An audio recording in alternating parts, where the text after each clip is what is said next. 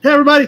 7 o'clock Sunday evening, time for some Sunday Night Live chat. And like I promised, we have a special guest here tonight. Yes, Brian Dispatch is in the house tonight, hanging out at the shop tonight with us for the Sunday Night Live chat.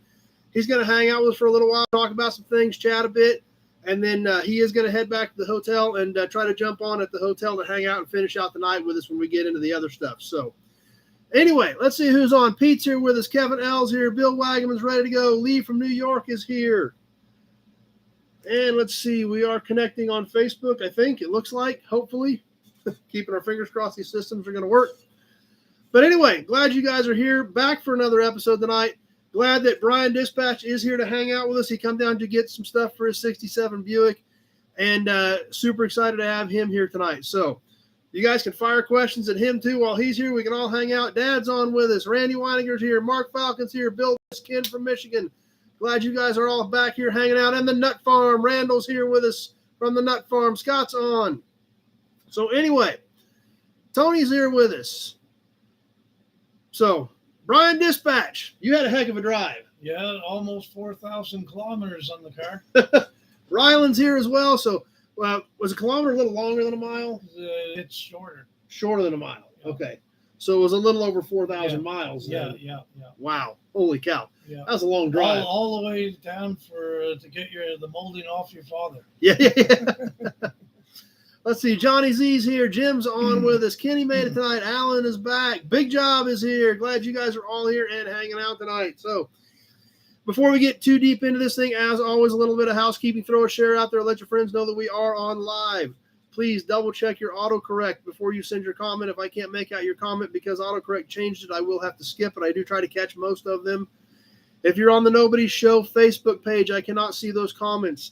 This is a shared video from the Nobody Else's Auto page. You'll need to be on the Nobody Else's Auto Facebook page or the Nobody Show page so I can see your comments. You just want to hang out there and watch, you're perfectly fine.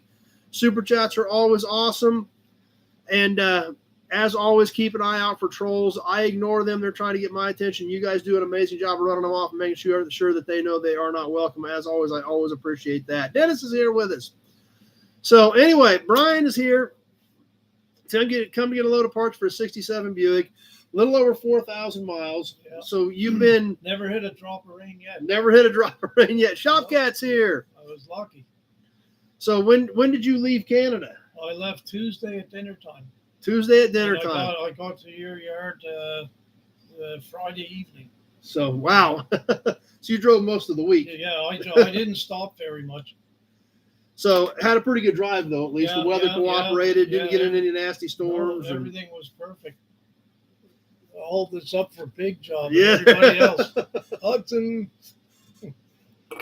Let me put you in charge of that for a while. Thanks a lot, Big Job. I got your Buick emblem, so that's going to go on the dash of my Buick at home. I really appreciate that. Michael Gagola is on with us. Numero uno made it. Number one is here. Glad you guys are all here. Heather is back with us. Glad you guys are here. Our friends from La Crosse are back on with us and ready to go tonight. So, you decided not to take the whole Buick with you. No, we're gonna fix up my grandfather's and just use all the parts off of this one to fix his up. It turned out to be too big a chore. Oh my God, it was my truck and trailer. I took a little car down and my truck and trailer would have been enormous on gas. But anyway, it's a long way and I just decided to go this way. So, and basically we're just going to take everything off the car that you're going to need for yours. Yeah, and the parts are real nice on the car here, so I'm really happy with that. And your car didn't have air, correct? No air. So you're gonna get all the air out of it. Gonna put the air into it and a few shiny pieces off this one, and it's good. It's kind of a project. I'm feeling pretty good right now, so I wanted to do the road trip, and the Buick was the excuse. and your Buick is actually a family car. It was my grandfather's car. He bought it brand new. It's just a plain Jane car, but it's family and. One of my nephews loves the car, and he's young, and so I want to get it going, and I'm going to pass it on to him when I'm done with it. So keep her in the family. Yep, which is why we do this. It's the memories. It's what it all brings back, and that's why you're doing. That's why you drove over 4,000 miles. Like it's not a valuable car. It's more of a family thing, and there's just to keep them going. Up in Canada, it's number one knows after 6 or 7 years, you crush the car because there's nothing left of it. Yeah, you got serious rust issues Oh, yeah, up there, yeah, don't you? A lot of people, most people put anything nice away for the winter time, but anyway. But the Buick was a driver. Oh, It yeah, was transportation for several it years. sat in a barn for about 25 years, abandoned. No one looked at it, but anyway, we're getting her going again. Well, that's good, and we're glad you made it.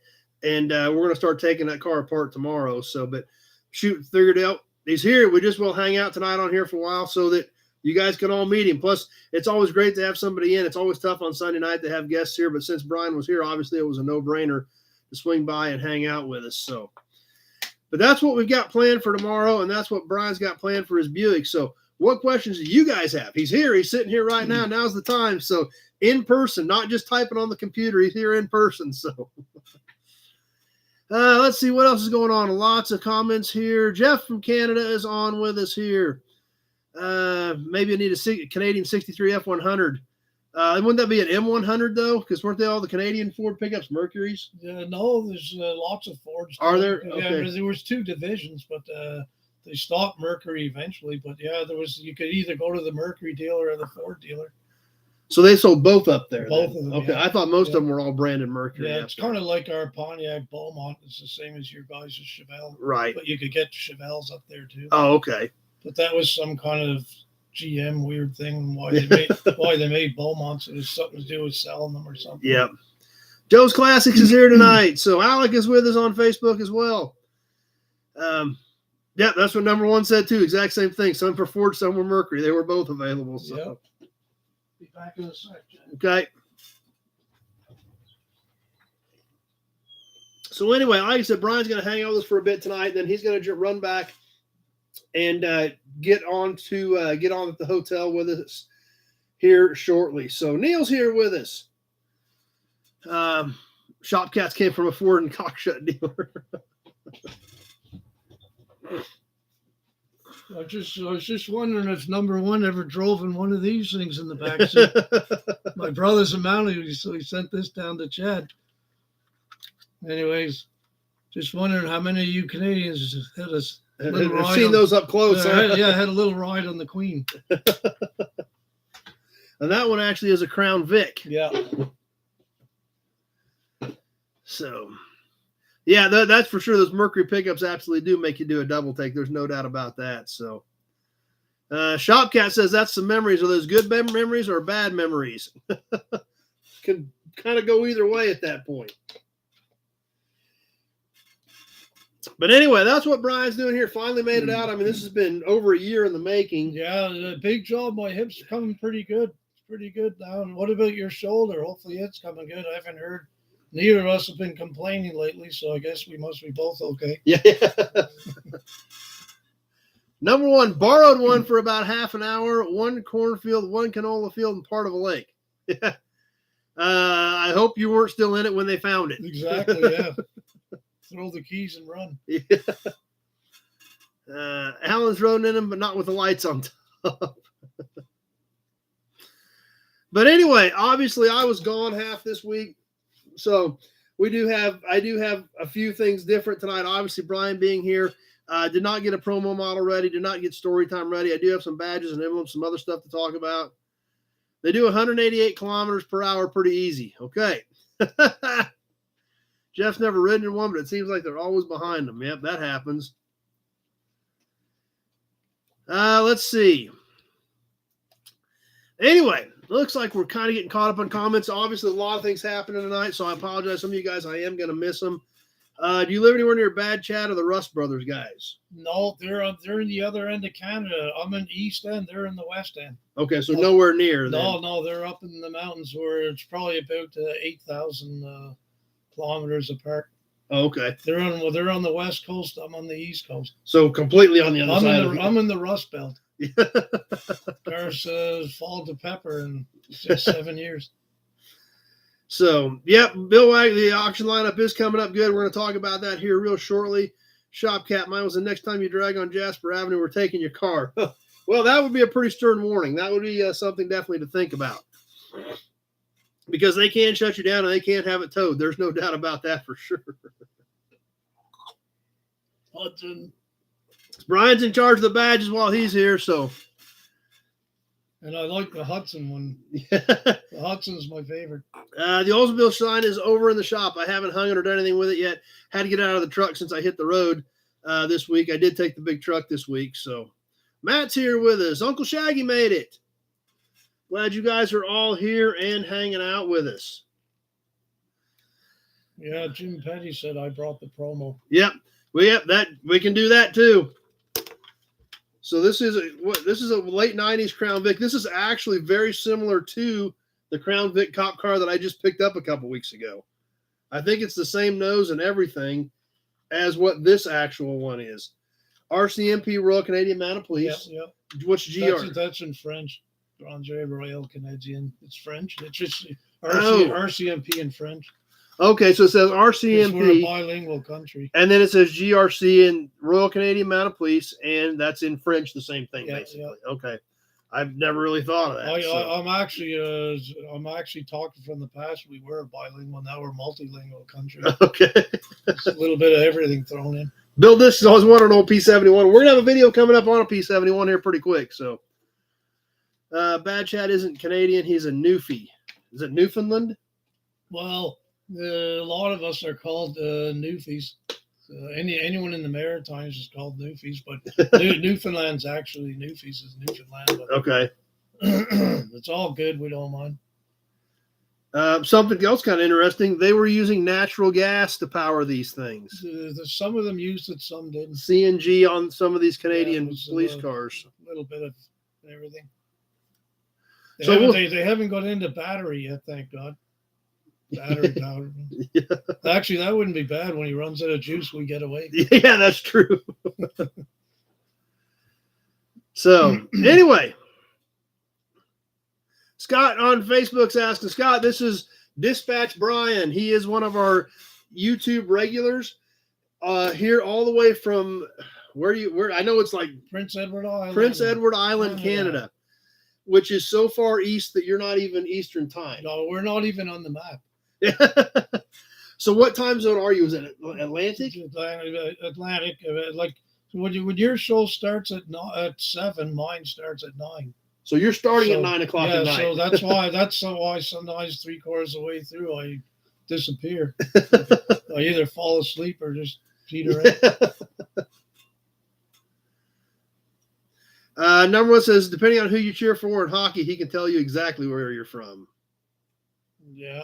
Are you a hockey fan? Canadians, because I was born in Montreal, so Canadians were always my favorite. But these days, I don't really pay attention much to it. There's so many teams. But back when it was the 6 originals, it was great hockey. But now there's so many teams, just doesn't feel the same as back when I was growing up. It was 6 teams, and it was a way just more competition, really. But anyway. Well, Gary's here with us. Jeff says it's 8 in Ottawa, so you're an hour ahead of us as well. You're Eastern. Joe's Classics, what's hockey? That's another good question. A lot of us gearheads don't follow a lot of sports. No. So, Scott, those are the only car guys from up north I know. Still watch some of Bad Chat on YouTube. So, yeah, someone had a bad trans in a Crown. That was one of their big problems. In '85, especially that era, they had really terrible Venturi carburetors that didn't work good. oh yeah, My brother's a cop, so I get the lowdown on cop cars. But anyway, he's a Mountie. But anyway, and then they also had that 4-speed overdrive transmission that was a real problem. The cops hated it. Like it was just didn't work good, and they were burning it out all the time. But that was back in the 85 to 90 era. So is he still a cop then? He just retired. Just retired. Yeah. He was RCMP, but then he was working desk for the last 10 years doing some other kind of investigation stuff. So how many years did he have in with the Royal Canadian Mounted He had Police? 25, but he was sick of it. He just wanted to retire. If he had went a little longer, he would have got a better pension, but Right. he just decided he was done. So. Alex is here with us. Glad Alex made it tonight. So, anyway. So we did squeeze in a toy tonight. Thanks to Brian. And as always, like I said, Brian's going to hang out with us for a little bit. So if you guys have questions, comments for him, be sure to throw them up there. We're going to talk about F&E a little bit, and then here after a bit, Brian's going to head back to the hotel and try to jump on with us there as we get rolling and get set up. Yeah, for it was the kind auctions of and stuff. funny. Like I just happened to see Chad the Buick scrolling through whatever it is there. But anyway, I forget what I was on, but the Buick came up, and that's how I got into this group. I just called them up about the Buick and said, "Oh, we're on Sunday night. Check it out." And the rest is history. That was like 2 years ago. You only had 1,200 cars then. I remember. And that was you had 1,200. well, yeah, cars. because it was early of what 22 or was it in 21? Yeah, the freaking that disease came along. And, yeah, it's been a while. I know we've been working on this project for a long time. I remember you saying I have 1,200 cars. Yeah. Now there's over three. Eh? No, I've got about close to 2. Oh, okay then. Yeah, I've got if I don't have 2,000, well, I got if you pretty close picked to all the 2,000. rest of the ones up that are around you. Well, yeah, I got to do some of that too, and I keep buying them, and I bought a mess last week too. So. You know, it's funny. I drove all around the countryside today, and I don't know where he finds these cars. I didn't see any abandoned in the fields or anywhere. But I guess they're hidden in trees. Actually, most of that stuff's been picked up. Yeah, like I hardly seen any really. I've seen you don't see the days of dragging the stuff out of the pasture for $50 are long gone. It's kind of lucky that you got into it when you did. Yeah, but I still buy a ton of cars. Yeah.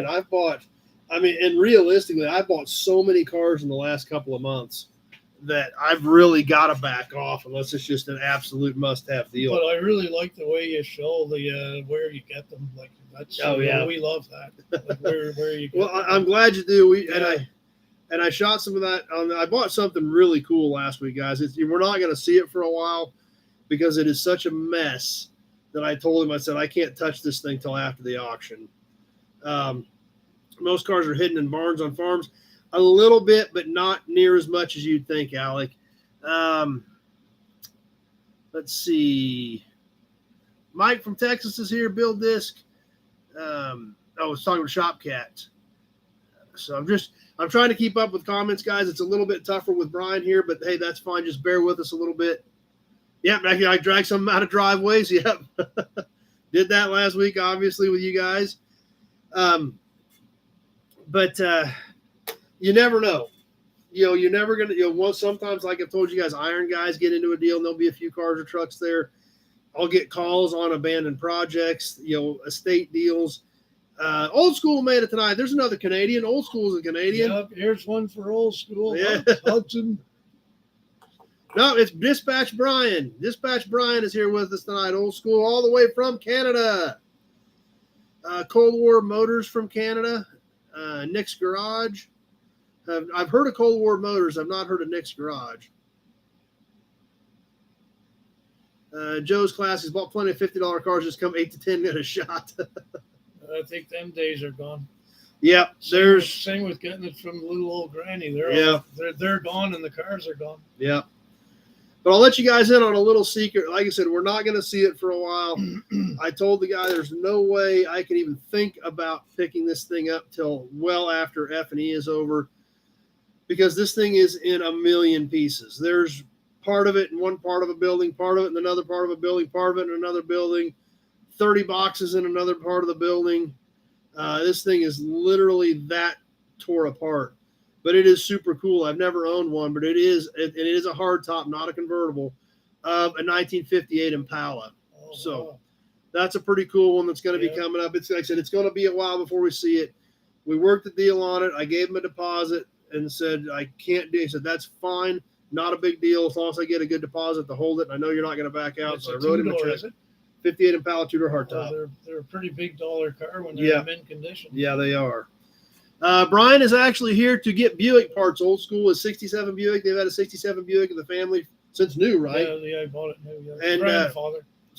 And I had one very similar to it. And originally he was going to take the whole car, but the reality of dragging a trailer down here. And I wish I could have because the car in his yard's in a way better shape than my grandfather's. But anyway, it is what it is. So we're going to he's going to hit it hard tomorrow. His car doesn't have air, get all the air, a bunch of the trim, a few pieces of sheet metal. So all kinds of stuff like that that is going to help with his Yeah, project. I'm going to be going home with a trunk lid on my roof. Hopefully it'll still be there when I get there. Semi doesn't blow it up. So, okay, Alan is here with us. Alan Moore. How long's the drive? You said you left Tuesday and you got here Friday night. Tuesday around 11 o'clock I left, and I got here Friday night, and I hardly shut the car off. Just a few times I took a break, but I drove pretty well straight through. Yeah. It's a lot of windshield time. Yeah. But I mean, I only have a couple of weeks that I have to be back. So right, work, so. Back in the bus. Yeah. So anyway, I just did what I could do. Right. It was fun. So we'll get that thing stripped down tomorrow, and then I think stripping it down is going to be easy. I think packing is going to be a little bit of a challenge. No, packing's not bad. It's a hatchback. We're just throwing it in. Throw a blanket on top so it doesn't rattle all the way home. Okay. So yeah, we can definitely make that happen for sure. So, what other questions do you guys have for Brian while he's here? Like I said, he is going to run back to the hotel here a little bit and try to get into their business center and jump back on with us. Not before I show Yeah. Hudson. I don't do it as good as Chad. So, like I said, we're still going to do emblems tonight. We're still going to do auctions. If the system works, we're going to try to do auctions. Just dragging a trailer that far just wasn't. Yeah, no, it didn't work too good. I'm just going to take all the parts I need to get mine going, and we'll be in fine tune thanks to Chad. So, I do have some 64 to 66 Chevy trucks for Island, just depending on what you need. We're doing a video of the teardown. We sure could do some of that. We probably ought to see so you guys can see it. So we can shoot some footage tomorrow, don't you think? I don't know. It's only a 4-door. I don't know if they might turn it off when they see it's a 4-door. Yeah, but it's a family car. So that's the thing. Yeah. That's when it means something like that. That's even a lot of the guys that build 2-doors end up way deeper in them than what they're worth. I just want them to know it's my grandfather's, because they'll be thinking I'm nuts coming down all the way here for a 4-door. But anyway, it's a family heirloom thing, and my little nephew loves the car, and it's really cool to see a young guy loving, an old car. So I'm gonna see it through, and then it's gonna be his. Good. Yeah. So it's gonna go another generation of the family. Yeah. So. Yeah, he couldn't get in. He had to wait for him to get back today so he could get in. So the only crazy thing is that we're putting a 455 in it out of a 70 Buick Wildcat, so she's going to have power. And you've already got that, correct? Yeah. We had a rotten old Buick we bought a few years ago. No frame left on it, but the old man kept the engine perfect. I see. So the engine and tranny are perfect. So you've got everything. I just haven't figured out what rear end to put in yet, because it'll probably eat the rear end out of it. But anyway, hopefully he won't be too crazy. I won't be too nuts on it, but it will be nice though. Yeah. So that's kind of what's going on. But I thought, he's in town and needs to swing by and hang out for a little bit. And like I said, it would be tough to try to run through the auction and everything, because I'm going to have to get regrouped here after a bit. And in fact, here in a little while, when Brian does take off, we will take a short intermission for 3 or 5 minutes while I do get regrouped, because I've got the auction boxes moved over in front of the desk. I've got the raffle cans and stuff over there. So when Brian does take off here in a little while, we will take a few minute intermission while I get regrouped. But we had to kind of rearrange things, but there was no way we didn't want to have Brian in tonight with us while he was in town. By all means, we had to do that. So just going to take a little bit time to regroup after that. So old school, I see your thing there. He's not open to the public, but I think he took pity on me when I drove 4,000 kilometers. So he's making a special thing for me, and I already thanked him for that. and we're going to, and I told him I'd help him get it knocked out so that he can get back on the road at a decent time, and because you still got probably another 4 days back, right? I mean, yeah, it'll be end of the week before you get back. End of the week, yeah, for sure, yeah. Time you work most of the day tomorrow. And your plan is to work most of the day tomorrow, get packed all tomorrow. Day, yeah. And one good thing, the tornado came up the East Coast, up to New York, but it turned out to sea. Oh, well, that's good. Or no, a hurricane was coming up today. Oh, today? Today, yeah, but it went out. It's going out to sea, so I'm lucky I missed all that. So where are you at again, Brian? Prince Old school. Edward Island, Eastern Canada, almost as far as Newfoundland, but not quite. Newfoundland is the farthest point east. We're in the Rust Belt where the cars fall apart. But fortunately, there's a few pieces of metal on this one that are going to help yours. That's right. Yeah. And even the crunch fender, you said, where yours is rusty, this one's solid and good. Yeah. The bottom's just like new on this one. So the right side was crunch, but the bottom's like new. So we'll put that on the fender I have, and the left side's real good on this car. So. Do you go through New Hampshire? Yep. Right Alex asking if you went through New Hampshire. Yeah, went through New Hampshire down, and then I took sort of a few little back roads, and then I hit the 70 and straight all the way across. But a lot of states, it's a long way. Like so when you went through 5 states. You had to go through more states than that, didn't you? Ohio, what's the one just before here? Missouri. Yeah, Missouri, Ohio, and then there was about 3 more, I guess. But when you dropped down, because you had to go through what, New York and Maine? I cut in before New York. I cut in. I went around. I bypassed Boston. Okay. So I bypassed Boston, and then I came down. I just worked my way down till I hit the 70. I see. Yeah. So you kind of started heading north or heading southwest. Yeah, like I started in Maine. Okay. I came through in Maine, Calais, Maine, and then I just went south, and then I cut west. I didn't want to be bothered going through New York City. I see. And even Boston. You could have went all the way down to New York City and then took a hard right and came all the way over, but I just kind of went back roads a little, and anyway, enjoyed the trip, huh? Yeah, it all worked out. Do you know Fitiz, Fitiz? Where is it? Right here. Tony's asking. No. Don't recognize that. No, I didn't. Old school, I didn't go through Vermont, I don't think, unless I just caught a little tip of it.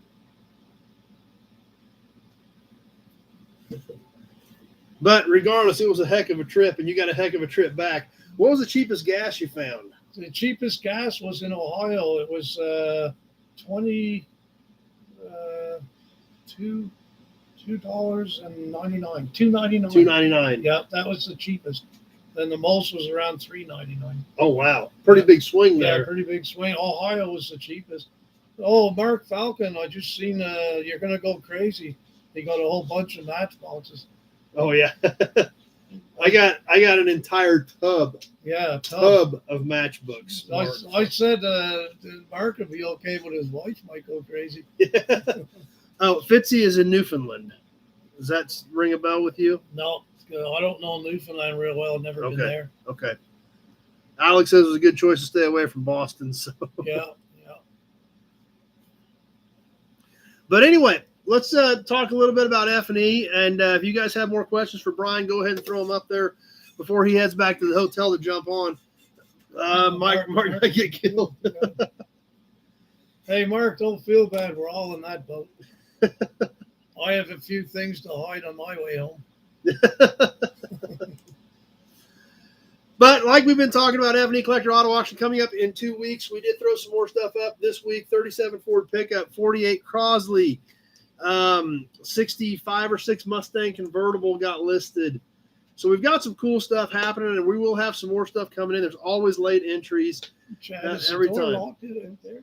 No. I want to show Mark something. Okay, yeah, that's fine. Brian's going to go grab something real quick. So, and not only did we get some more stuff listed, and we'll have more stuff listed over the next few weeks, we are live on Proxy Bid. Bidding is now live and open on Proxy Bid. You can go to the catalog on F&E Collector Auto Auction, the F&E Collector Auto Auction website, FEClassicCarAuction.com, FrankEdwardClassicCarAuction.com. Click the catalog button, and then click the bid here button for live bidding on Proxy Bid. Just went up a couple days ago, so it's just getting started. It will all culminate with the live auction on Saturday, October the 7th. 65 Mustang convertible. Pete loves the Starfire. Pete, that Starfire is killer. I love that car. I love Starfires in general because those cars have never gotten the respect they deserve. We hear about Grand Prix. We obviously hear about Super Sport and Palace. We hear about Buick Wildcat, the Oldsmobile Starfire, the unsung hero of that group of cars. Buckets, console, floor shifter, tack, factory 8-track, special trim, 425 Olds. It's pretty cool. It really is pretty cool. Those cars have never gotten the love that they deserve. So, yeah, that's going to be a cool one to see go across the block. And like I said, it's all coming together. It's going to be a ton of fun, and it would be awesome if some of you guys can make it out here for that. I just found this weird car. Did you ever hear of a Dover? It's like a truck. Yeah, we got the badge right over here. Oh wow. Okay, I never heard of it before. A Dover. Okay, I thought it was something weird, but it's pretty neat rig though. They're just flipping around. Okay, there. Yeah. There's what it was. On the way here, I just flashed that pickup truck, and then there was the really unique Etzel station wagon. Oh yeah, that's cool. Yeah, I never heard of that before. It was called a Bermuda. Yeah, that's what the wagons were called, Bermuda. Yeah. See, it's written on the door there. Yeah. Anyway, I kind of thought, okay, so it's over. It must be pretty rare though. That'd be one nice badge to have though. Look at that badge. Oh, we got it right over there. Cool. It's right there in the case. Cool. That figures. Here, I thought I got something. Oh, but he hasn't seen one of them. That is actually very tough to find. We did chase that badge for a long time before we found one. Our code, I believe, is 427. Is that correct, Ken? I do not have any that were 427 cars. But yes, Mark, the Mustang is on the site. It is the last car. It was just consigned right at the end of the week. Come here, dum-dum. You're all screwed up because somebody else is here, aren't you? Here's Dum Dum. Say hi, Craig KD. Craig KK. Yeah, what are you doing? Let me down. Anyway, we better get a Hudson badge up. Yeah, there we go. Look, I can put it on my shiny head. I should have had one of them. Got the Hearts of the Fireworks going again. Always appreciate those guys. And appreciate your support and being on here and making this thing what it is. So, but yeah, our code's 427. That's what I thought. No, I don't have any of them that were 427. I got 164 that was a 390 car. Does not have the correct drivetrain in it, but it was a 390 4-speed 64 Galaxy. Yes, hello, Great Kitty. Somebody else is here, aren't they? Well, I'm in his chair. That's the problem. Yes, you don't know what to think, do you? Big job Ford like the shiny head jump.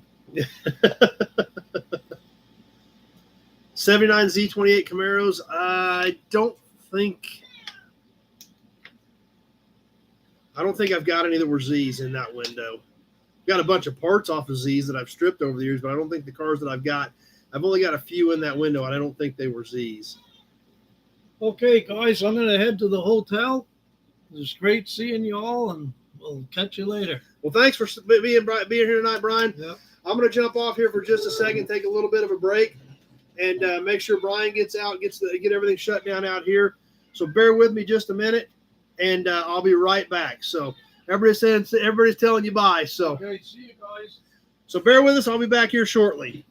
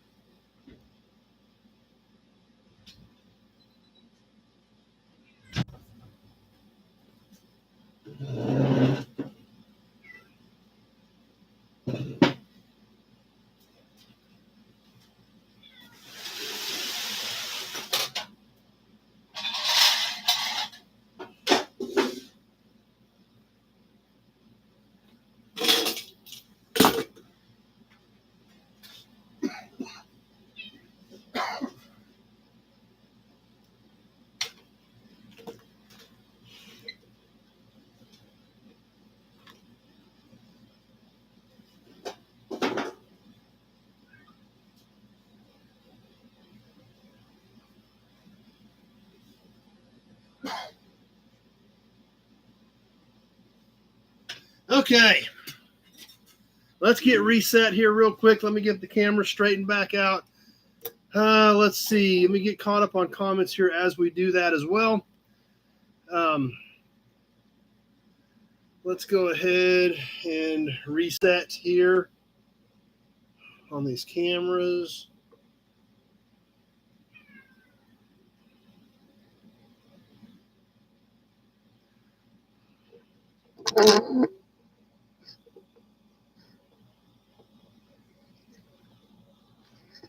Okay. Does that look good to everybody? Are we good to go on the view here? Let me get squared up here and get caught up on comments. Okay. Yeah, Brian is heading back to the hotel. Hopefully his phone is not working here. He's going to try to get on at the business center at the hotel so he can hang out for the auctions and stuff. Leo made it tonight. That's a good point, Alex. Prince Edward Island is probably closer to London than Kansas, and I think you may not be too far off with that comment. So, now Gray Kitty stayed out of the way and was good, so pretty glad that she did that. And that's right, Leo is with us. He did say he did lose his dad the other day, so always hate to hear that. Hope everything is calming down in your world after that, Leo.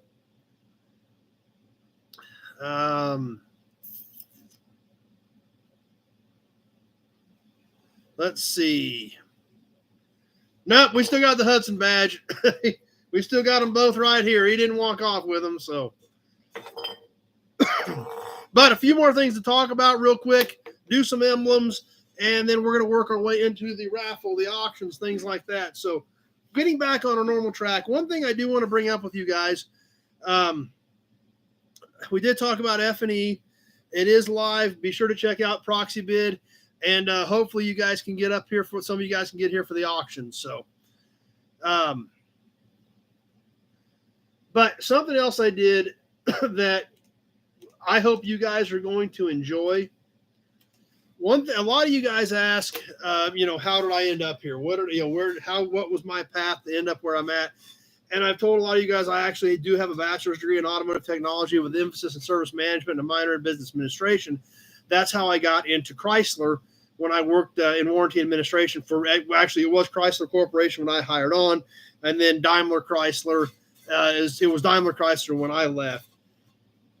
But one thing we've never talked a lot about, and when I was out on the road, I actually went through Pittsburgh, Kansas, which is where I went to school.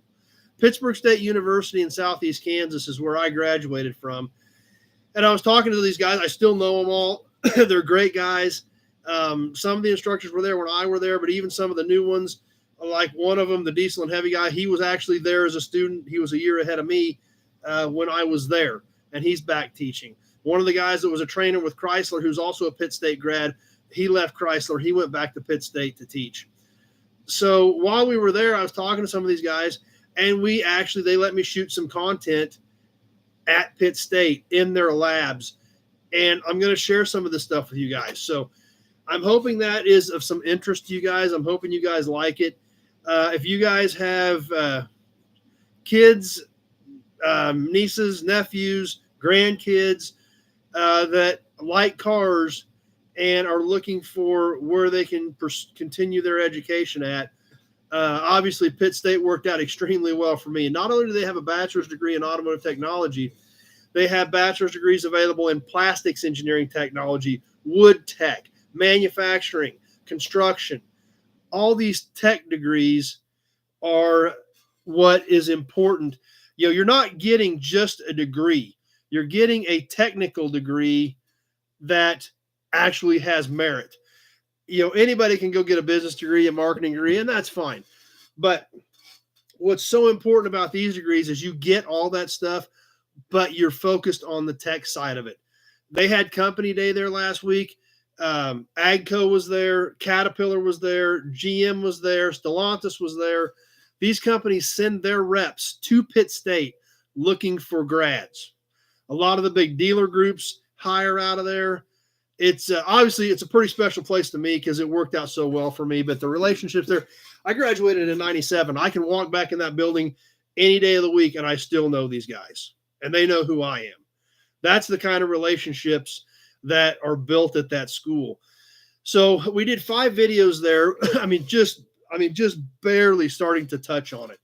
I may be back down there in a few months, and hopefully we're going to do some more there when we have a little more time. We did a walk through the main shop. We looked at some of their hydraulic stuff because they do diesel and heavy. Like I said, I've got a service management emphasis. They have a diesel and heavy emphasis. They have collision and insurance adjusting emphasis. You can also do a 2-year program if you want to be a technician. They've got it all there. You can start the 2-year, and if you decide you want to go to a 4-year, you can roll right into the 4-year program from their 2-year program. But these companies, and in fact, a lot of these big companies do require a bachelor's degree anymore. And you've got that with the technical side of it. That's why all these companies are beating down the doors at Pitt State trying to get those grads. So some of you guys are showing some interest in it, and I'm glad. I'm hoping you like them. Obviously, I get excited about it because I had such an amazing experience there. And I'm looking forward to sharing some of that with you over the next few weeks, and then hopefully getting some more content next time we're down there. They have tons of donations from all these manufacturers. They have executives in basically all the major automotive companies that come out of Pitt State. There's a chapter of the Pitt State Alumni Association in Detroit because of the amount of people that went to Detroit through Auto Tech. Zach's back. Whiskey Business is here. Pittsburgh, Kansas is in southeast Kansas. It's about 2 hours south of Kansas City, right down in the corner of Kansas. Their tech center is second to none. It is an amazing facility, and we're going to be showing you bits and pieces of it, and then hopefully we'll get some more content here in a few months and keep feeding it to you if you guys are interested in it. But like I said, if you guys have kids, grandkids, nieces, nephews, even friends, and it's like I said, it's not just Auto Tech. Obviously, if you're a gearhead, Auto Tech is the way to go. 4-year Auto Tech at Pitt State is the way to go. Hands down, not even up for discussion. But if they're not sure if they want to do cars, like I said, you can do woods tech, plastics tech, manufacturing management. These are all technical bachelor's degrees that are super hard to get. So we're going to be feeding some of that content as well, and I hope you guys enjoy that stuff. Love to see your feedback and know what that may or may not be after you see them. See if you want to see more, because it's a great place, and I'm hoping that what we do here can help promote those programs because they are so great. It worked out amazing for me, and there's so many kids out there that aren't sure where they want to go, and Pitt State is such an amazing program that you definitely won't want to miss it. So anyway, those videos are going to be coming up. We'll try to maybe get the first one up next week and kind of start feeding those out along with all the new inventory videos I've got coming. But nope, there's not a branch of Pitt State in Detroit. There's just that many grads from Pitt State in Detroit that there's an alumni association there. So number one, love to see tech school, colleges and classroom options for today and tomorrow. And that's what's amazing about it. It is a 4-year bachelor's degree with the tech side to it. And they've got a tranny dyno. When you do the tranny class, you study the theory, the function, how they work. And then when you go through them, you got to slap it on the dyno and it's got to work when you're done.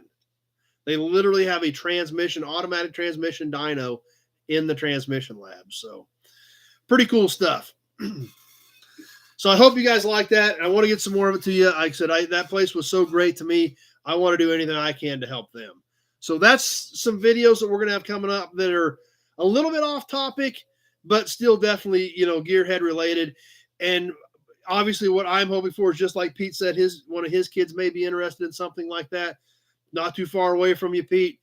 And I think that I know what they can do, and I know how good they are for kids, and I know how many doors it can open, and I know how bright the futures are coming out of that program. So stay tuned for that, guys.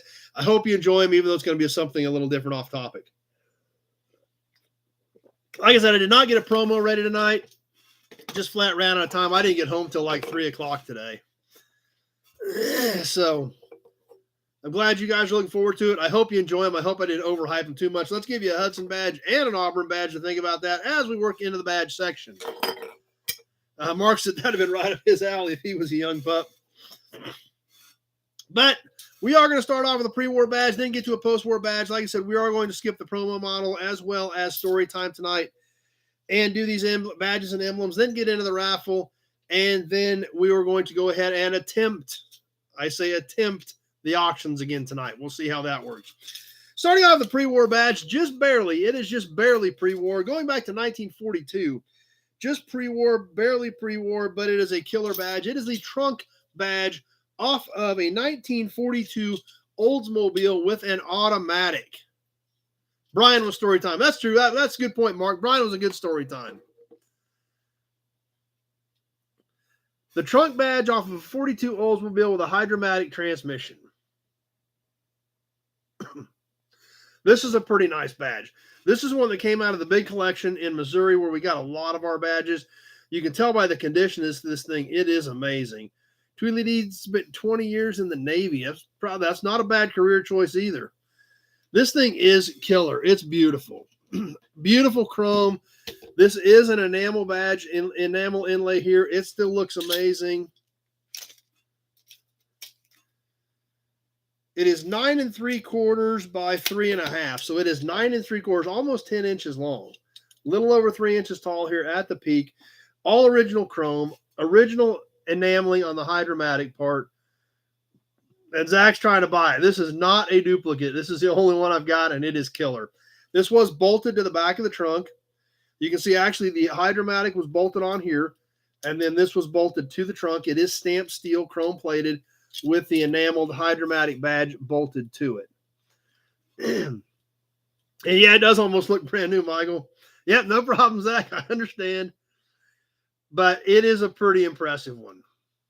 Almost 10 inches long. The Oldsmobile is all stamped into the metal base, chrome plated with the Hydra-Matic badge on it. Scott says 37 was the first year for Olds. I think it was 39 or 40, if I remember correctly. I think it was 40 instead of 37, but I'm not sure. You might be right, Scott, but I'm thinking 40 is the number I've got in my head for the first Hydra-Matic, but I could be wrong. Kenny likes the Art Deco Olds letters. Yeah, like I said, the way they're stamped in, laid back, almost kind of a 3D type thing. They did a pretty nice job with this piece. So there it is, the 1942 Oldsmobile Hydra-Matic trunk badge. They did have a different one with just an Oldsmobile badge in here for the stick cars, but good looking piece. As always, we're going to jump up a few decades. This time we're going to go up to the late 70s for this next badge. And this is a really nice badge condition-wise. It is used because the studs do have scars on them for where it was bolted on. It's something we don't think about a lot today. These trucks are just really starting to get crazy popular again. Was Hydra-Matic an Olds Trans or the Olds name for the GM? I think it was an Oldsmobile Trans. I'm pretty sure it was an Oldsmobile Trans. It eventually was used in other things, but it was an Oldsmobile transmission. So, yeah, it wasn't a blackout piece. That's true. Alex's Hydra-Matic was 40 or 41. 40s were the number I've got in my head. 1940 was the first year for Hydra-Matic, if I remember correctly, but Scott may be right at 37, but 40 would be my guess. Buick had a self-shifting transmission slated for 38, but it did not come to fruition. There are manuals out there for the self-shifting transmission for the 1938 Buick. However, it did not make it into production. The Dynaflow actually did not end up coming out until 48 on the Buick. Of course, obviously the war slowed that up. But, okay, Michael Glagola asked Alexa, and Alexa said 1940. So,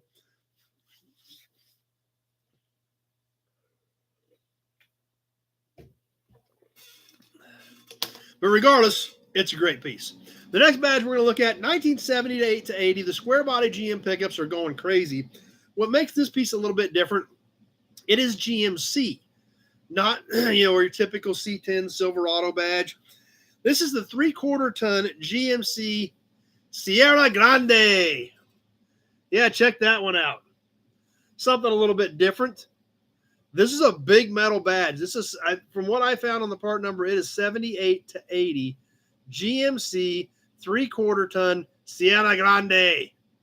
Pretty cool badge. This one's in great shape. The chrome has a great shine to it. All this paint does appear to be original. Zach's got 25 on it. I don't know. I may sell this one. I don't know. I don't have a pickup to put it on. I'd think about it. It is stud mount. It is pop metal. The back of it is even really clean. Like I said, it's got a few scuffs on it. You can tell where the nuts were on it. But so it's been on something. But man, it looks great. It is a cool piece.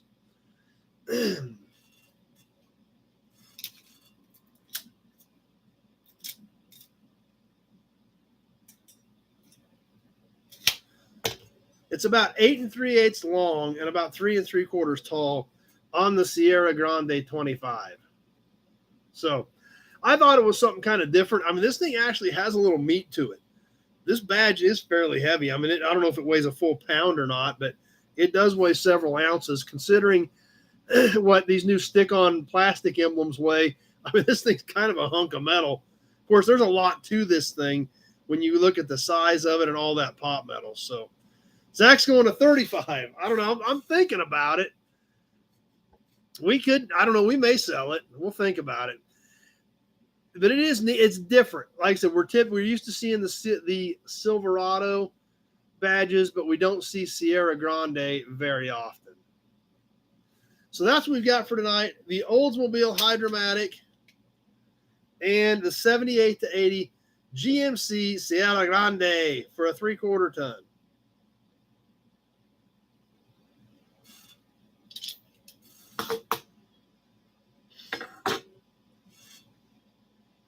It better be a 454 just to haul the emblems around. That's a good point. So,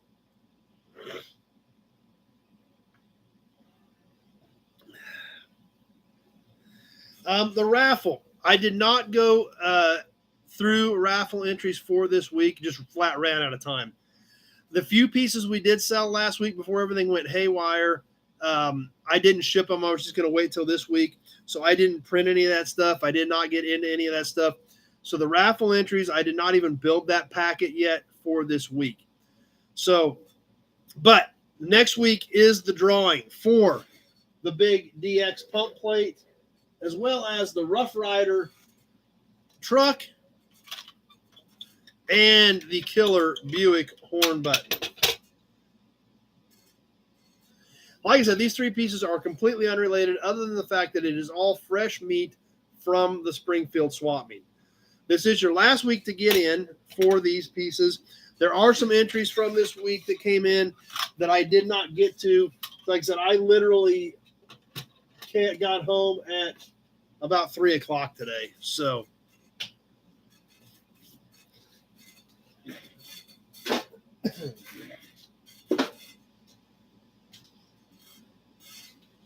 but one thing we can do,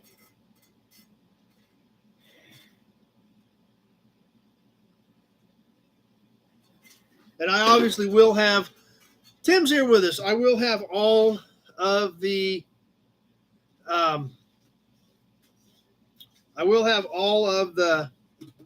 raffle entries caught up for next week, definitely, before we do the big drawing next week. Now, along with that, I also wanted to run something else by you guys. That's right, Mark. I think we'll do a bonus drawing. What the heck? You knew where I was going with things. What are you guys interested in next? You know, we've done valve covers, we've done toys, we've done license plates, we've done signs. What do you guys want to do next? I've got a few ideas. I'm curious as to see what you guys think about might be good ideas for raffle entries. But in the meantime, let's grab the El Rico can. What's in the El Rico can? What's in the El Rico can? I don't know. What's in the El Rico can? How about this? That's in the El Rico can. What's in the Buick can? Let's grab a name out of the big Buick can.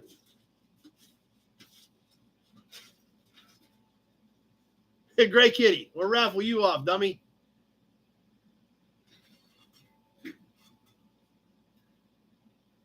Mark Falcon, how about that?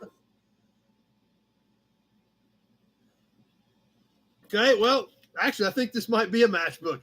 I just randomly grabbed it, and then your name came out. So, but it is flat, so I bet this is a matchbook, Mark. Pistons. Zach been trying to buy that cat for a year.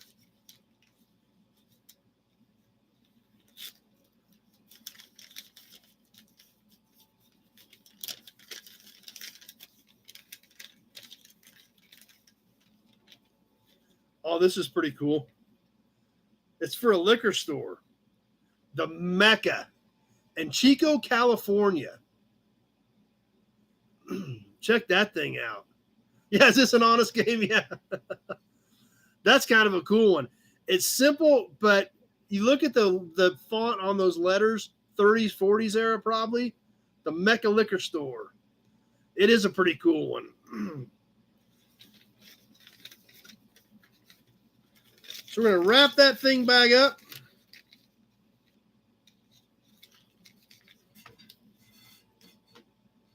Alex is saying 30s. Leo's trying to buy it.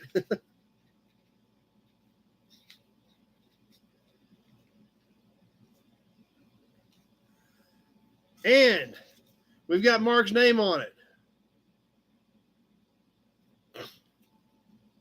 So we'll try to squeeze another one of those in here after a while. And as always, these bonus drawings, Mark is out for tonight, but Mark does not lose that chance. He goes right back into the big Buick Oil Can for next week's drawing.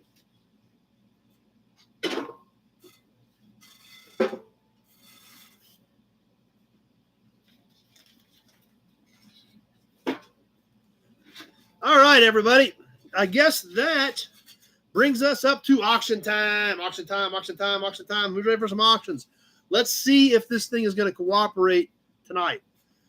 As always, we'll start off with a few lower dollar pieces. I will read all the bids as I see them. We're going to give you a Hudson badge and an Auburn badge to think about it.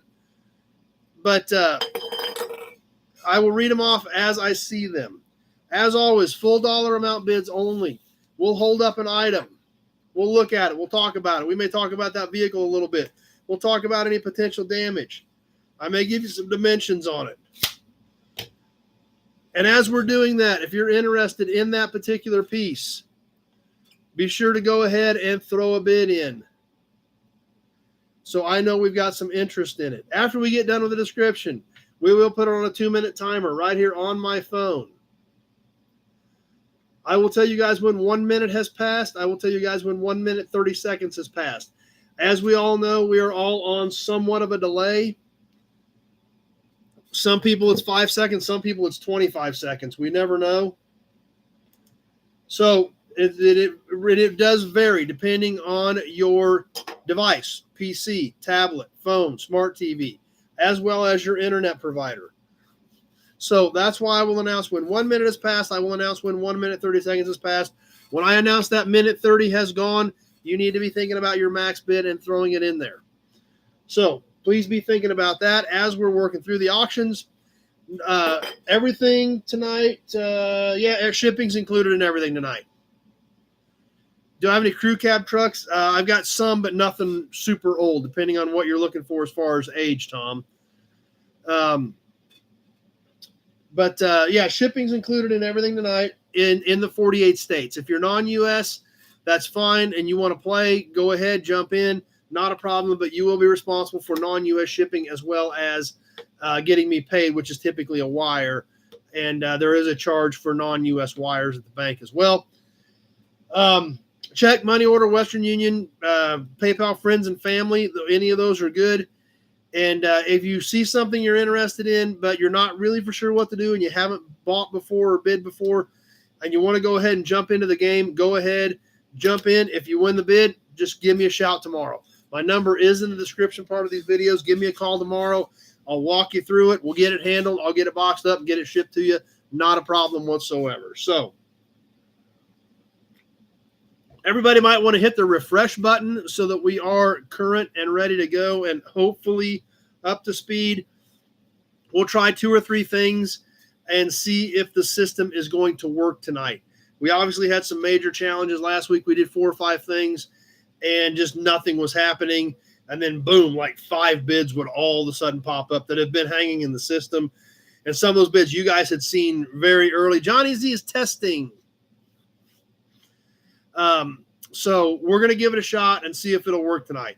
If we get into the same problem after 3, 4, 5 things, we'll just have to punt till next week. Doesn't happen very often, but we have a couple times a year we do run into that issue.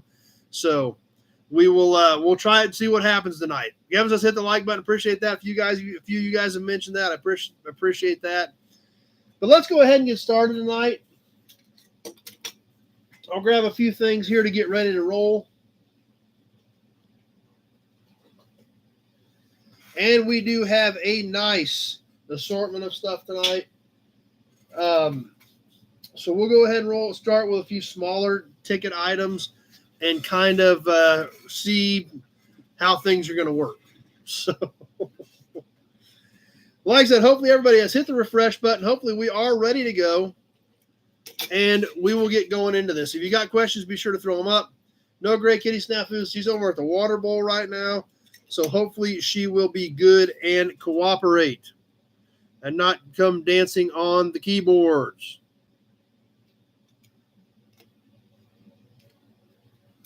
So, Nut Farm audio is okay. Video is sticking. So, well, everybody, hopefully everybody has had a chance to hit refresh, and we are going to go ahead and try a few things and see if it's going to work tonight. That's all I can tell you to start with. Starting off with a couple of old Tootsies. This is an old, I'm thinking 40s era convertible. Looks like a Mopar. Obviously chip paint. A couple of little cracks in the body over here on this side. Does have an interior. This is a one-piece cast body. The wheels are there. It's got this plastic straw on this front axle. Not sure what's going on there. Kenny says he's good there. Grill somewhat looks like an early 40s Chrysler to me. So it's kind of banged up a bit, but it also has a cool look to it on this Tootsie. Going with this Tootsie is this panel truck that was red, but has pretty much lost most of his paint. Kevin L says he's good. Katie's good. Obviously has lost most of its paint. The body is in pretty decent shape on this little Tootsie panel truck. Meow. Missing one wheel on this one. Dean started us off at 14. So you're going to get the pair of these for one bid. Like I said, start off with a few smaller things here. Dean started us off at 14. You're getting both of these shipped to you. One-shot deal. Well played with. They are well played with, that's for sure. So Dean at 14. Let's see what you guys think. I'll keep an eye on the bids. Timer is going. You're getting the pair of Tootsies on this sale. As I kind of get regrouped here on what else we need to do, try to watch a gray cat. Yes, you. Yes, you are who we are talking about. Meow. Meow. Randall, the Nut Farm at 15.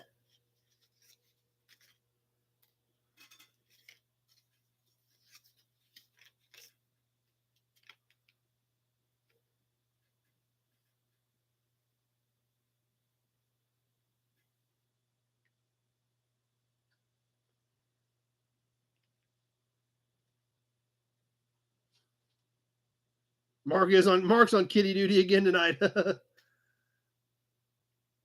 1 minute has passed. There's the 1 minute mark.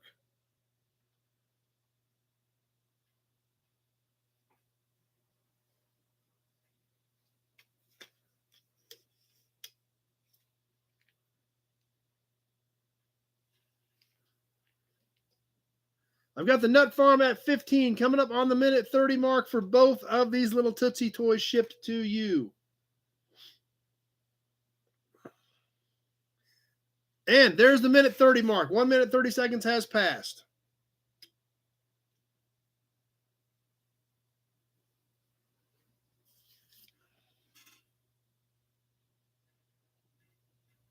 X-Ray Dean at 17. Few seconds left. Getting ready to wind this one down. X-Ray at 17 on the pair. Not even $10 a piece on the little Tootsies. With Zach at 21, and that does it. Holy cow, that was at 159, Zach. You got it in there, but you cut it that close again, and you're going to be out. Zach got him at 21 literally at the last second.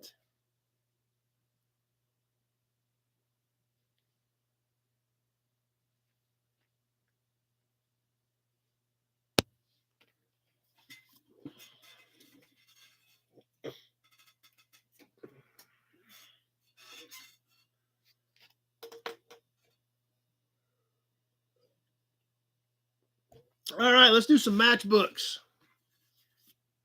Cafes. I think these are like 50s or 60s era matchbooks. Brown's Grill and Cafeteria. Actually has the restaurant right on it. I can literally smell this right now. These old restaurants from I remember going through as a little kid in the 70s that were from the 50s and 60s. I can smell that right now. Tim Dale's on, but he can't stay. Glad you were here for a while, Tim. Glad you swung by to say hi and hung out for a minute. It's great to see you. So, so the Brown's Grill and Cafeteria, it does have the information on the inside.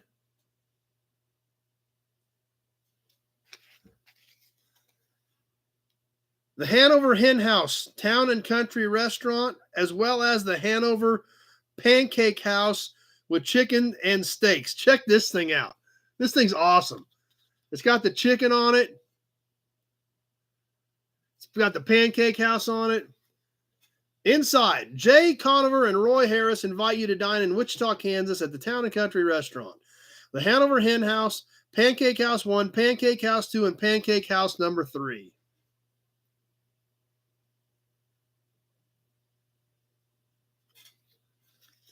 And one more old school cafe, the Ira Price Cafe, prompt service, tasty food, Topeka, Kansas. Check this thing out. From the Ira Price Cafe. I've got Alex at 10 starting us off on the cafe matchbooks.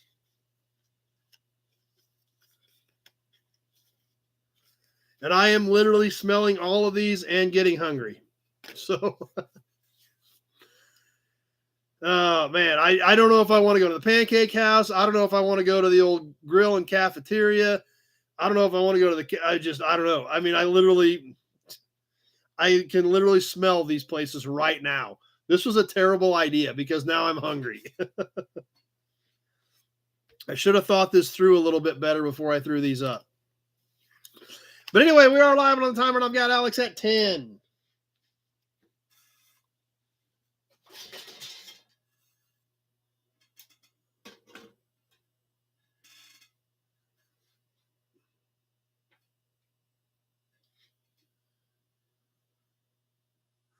I don't know. I didn't look and see if any of them were still around. I don't know. Leo, 15.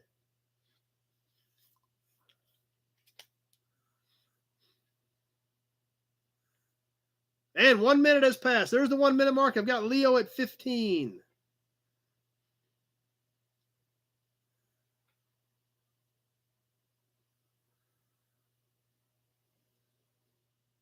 Hey, Brian made it back on with us. Glad Brian's on.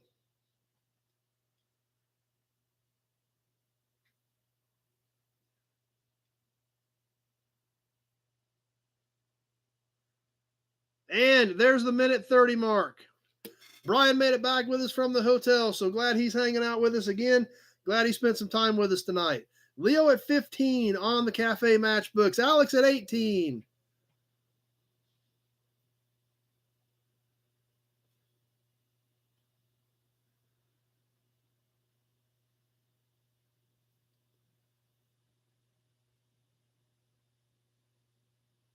Coming down to the end here, just about done. Ready to wrap this one up. Alex at 18, and that does it. Alex at 18.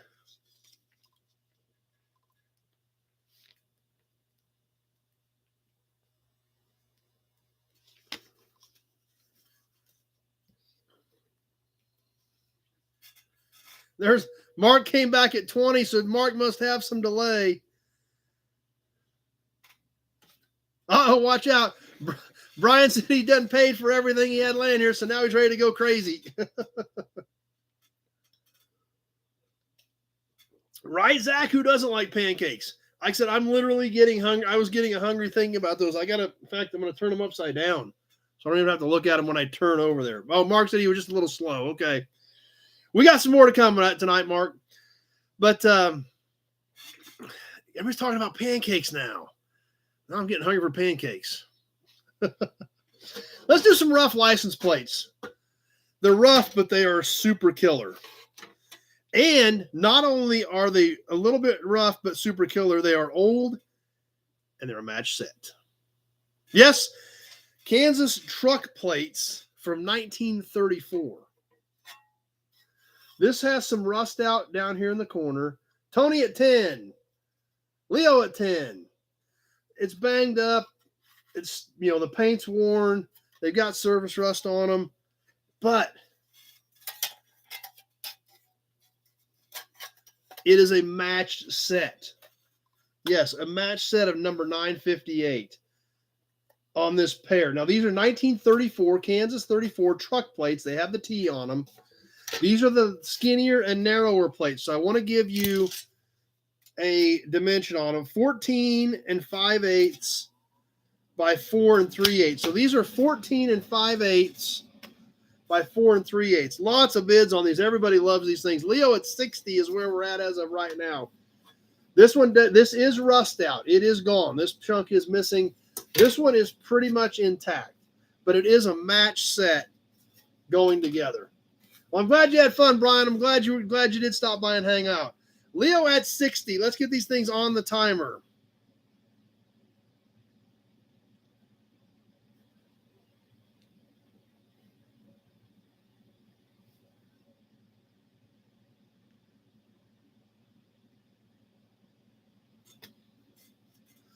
I don't know for sure what these were. I didn't have time to look. I was just throwing some of this stuff together today, and I really didn't have time to look at what 34 was color-wise. Looks like they were kind of black and white, but I'm not sure. Leo at 60 on the pair. Match set, 1934, still together after all these years.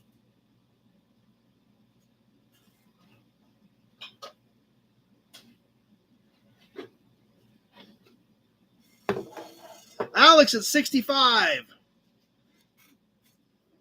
There's the 1 minute mark. 1 minute has passed.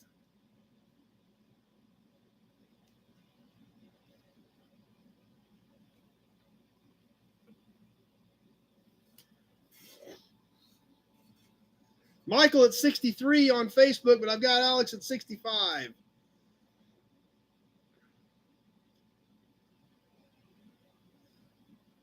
As we're coming up on the minute 30 mark. There's the minute 30 mark. Alex at 65. I'm watching you over here, Michael, as well, but everybody's locking and loading. Alex at 65 on the pair. You're getting both of them.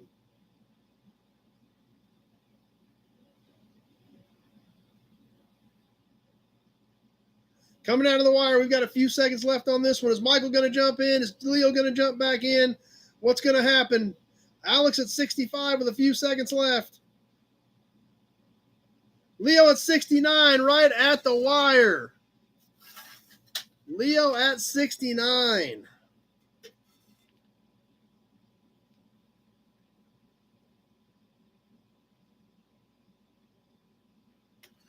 Alex at 70.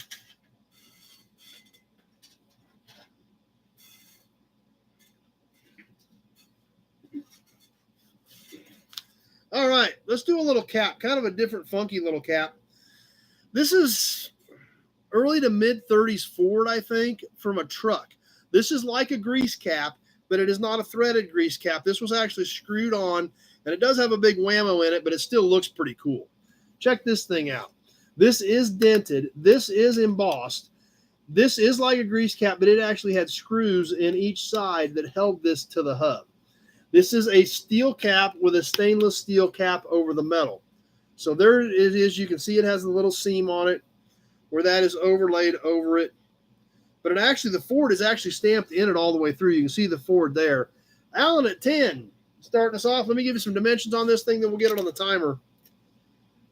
5 3/4 in diameter and about 1 1/4 inches deep. So 5 3/4, about 1 1/4 inches deep on the little Ford cap. I've got Alex at 20 is my high bidder. Allen at 10, Alex at 20, Tweedledee at 15. So Alex at 20 is our high bidder as we roll on the timer on this little Ford cap.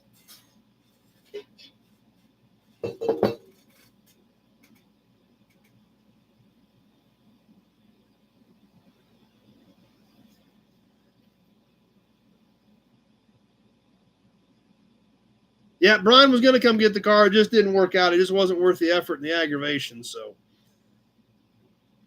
but I'm glad you were able to get on at the hotel and still hang out, Brian. Alex at 20. We're live on the timer on this one.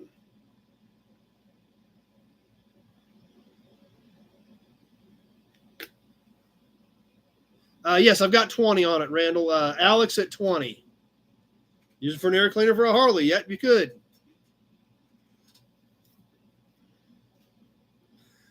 Alex at 20 as we come up on the 1 minute mark. And 1 minute has now passed.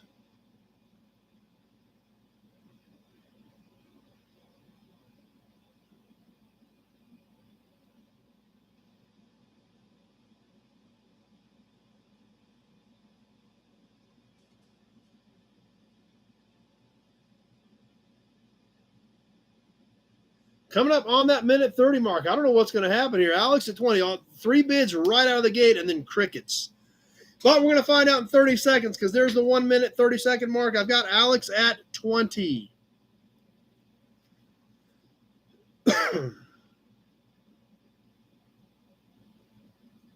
Alan at 24 as this one's starting to tick down. We got a little bit of time left, but it's getting close. I've got Alan at 24, Leo at 22, but I've got Alan at 24. Tony at 26, Alex at 25, but Tony at 26, and that does it. Tony at 26. Tony Napoli at 26.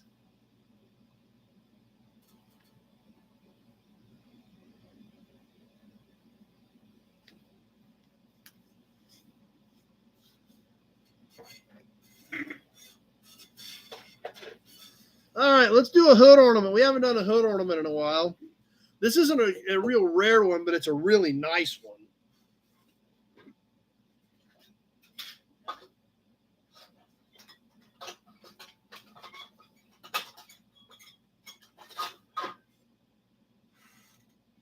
want to polish it up a bit because it's so nice. Yeah, we haven't done any hood ornaments in a while. Nice big hunk of pot metal. Nice, bright, shiny chrome on this thing. In fact, this is a sunglasses piece here, guys. Kevin's already putting them on, and you're going to need them.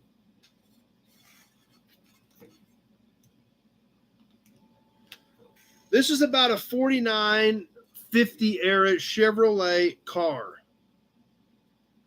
Look at the chrome on that thing. Like I said, these aren't extremely rare, but this thing is exceptionally nice. It's got a few scuffs and scratches. But this was right out on the front of about a 49 or a 50 Chevrolet. Like I said, it looks great. Nice shiny chrome. No chips or breaks.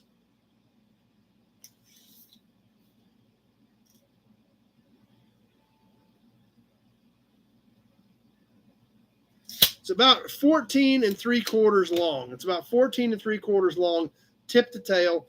Tweedledee at 30. It is stud mount. These did bolt straight to the top of the hood. A little bit of a curvature to it to fit the edge of the hood. Tweedledee at 30. Let's get this thing rolling. Tweedledee at 30 on the Chevy hood ornament.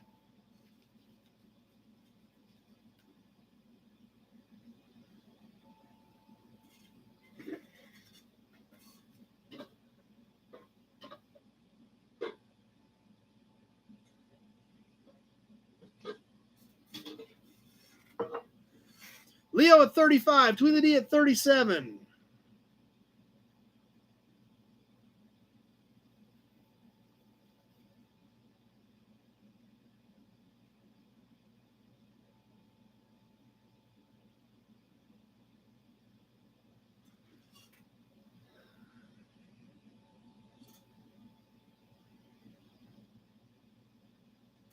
Leo at 40.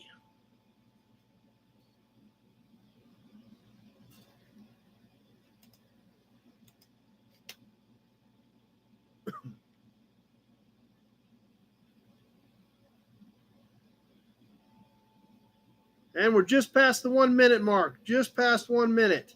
Leo at 40.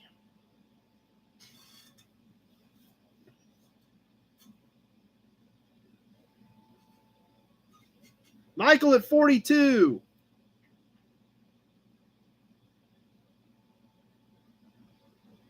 And there's the minute 30 mark. Minute 30 is gone. Michael at 42. This thing's heavy. I'm kind of tired of holding it. Good thing we're coming down to the wire on this thing. Michael at 42.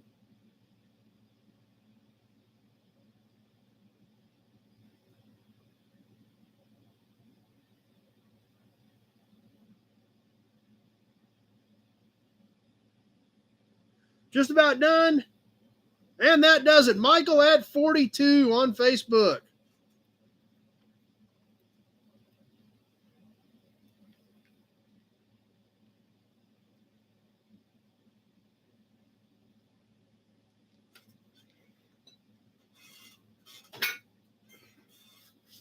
All right, guys, what do you think? Is everything working? Is everything good? Randall says he's still having trouble. So what's happening with you guys? Let me know if everything is working on your end and we're ready to go. Zach says good. Kevin says good. Let me know what you think, because if this thing's not gonna work again, then we need to push it off till next week, because looks like Randall's having trouble, but most of you guys are doing good. So maybe you can reboot again, Randall. Maybe you can start seeing everything. So Sam's here. So sounds like everybody is doing fine. So hopefully it is not a system issue, Randall. Hopefully you can refresh and get going. So Joe just got his phone back up from battery death. All right. Well, if we're good, if you guys are all comfortable with everything and we're still moving along and everything is working, we'll keep rolling. And we haven't done a can yet, so let's do a can. And there again, you guys let me know if we start running into a bunch of trouble where there's a bunch of bids hung up. You guys are seeing that I'm not. More fireworks and hearts, awesome. And we'll just kind of keep taking baby steps through here and see if it keeps working. So this is kind of a different can. We've never done one like this. It is Lubriplate Company Marine Lube. Multi-purpose Marine Lube A. It was a 14-ounce can. It is smaller. I'll give you the dimensions on it. But it does have killer graphics. If put the little Dodge pickup in for Brian. If you're a Marine guy, this is a great can. Check this thing out. The ship's wheel, the sailboat, the outboard motor, and the boat. Lubriplate Marine Lube A. Has a smaller version of that on the back.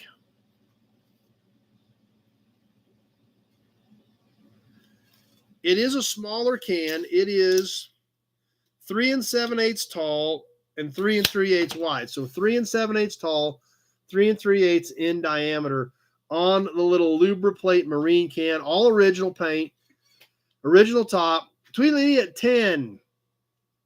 It is all steel. You can see the metal seam over here. Sam actually remembers this stuff. I'm not a boat guy, so it's not anything that, really, rings a bell with me.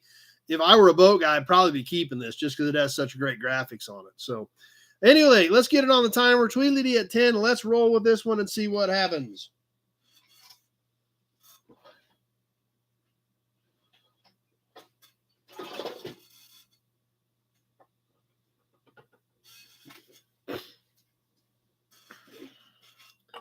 Dennis at 12. Let's give you a Hudson badge to think about things.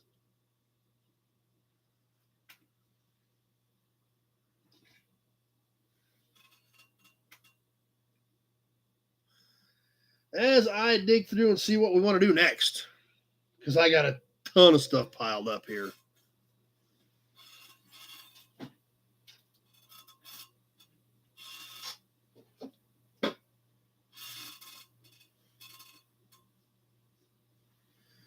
And we're ticking away towards the 1 minute mark. Dennis at 12. I kind of thought some of you guys might like this can a little bit more. It is so cute with the graphics on it. But I do know one thing. We're going to find out in 1 minute what it's going to bring because we've just hit the 1 minute mark, and I've got Dennis at 12.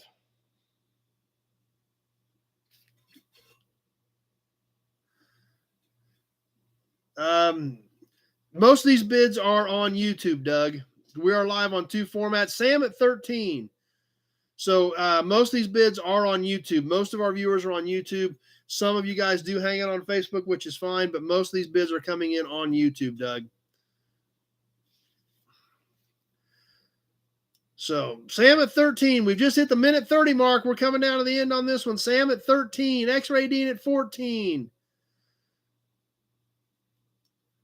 Dean at 14. We're ticking away. We've got a little bit of time left on this one, but we're getting pretty thin on time. Dean at 14. Mark at 16. Tony at 17. Few seconds left. What's going to happen? Tweedledee at 25. And that does it. Tweedledee at 25.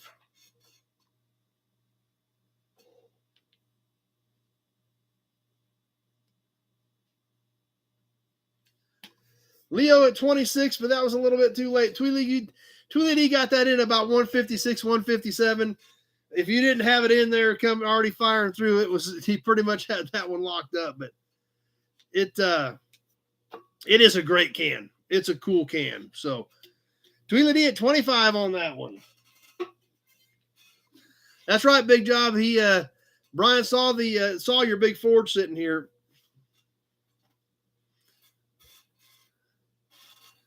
What about this, guys? Are you guys seriously interested in this? Should we auction this or throw it back in the box? What do you guys think? You guys were trying to buy it. Were you serious about bidding on this one, or we want to just not worry about it? This one I would sell. I'm not selling the Oldsmobile one. This one I would sell. So you guys tell me if you're interested in this, and I will pick something else out. So Zach was at 35, I think, and I don't know if Michael was at 45 over here. Okay, yeah. Everybody's saying, yeah, Pete's already at $30, and that's where both Michael and Zach was at 30, so or 35 or 40. So, like we talked about, 78 to 80 era GMC Sierra Grande. This is a big, heavy badge. Michael is at 45. I always thought that's where you were at. I guess if you guys want it, we'll sell it. Let's go ahead and roll. We've already talked about it. I'll give you the dimensions one more time real quick, and then we'll just get this on the timer. About 8 3/8 and about 3 1/4. 8 3/8, 3 1/4. Michael at 45, and let's roll with it. It is a stellar badge, Joe. It really is. It is super cool. I think it's original paint. It has been used because it does have scratches on the studs, but it is a clean badge. Michael at 45. We are on the timer.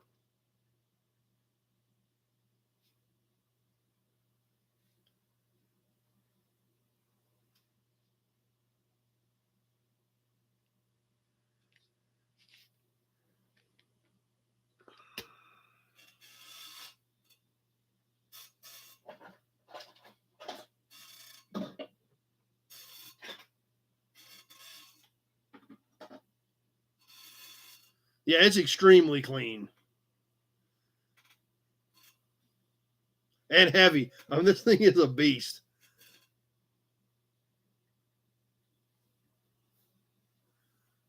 Michael at 45 as we come up on the 1 minute mark. And 1 minute has now passed.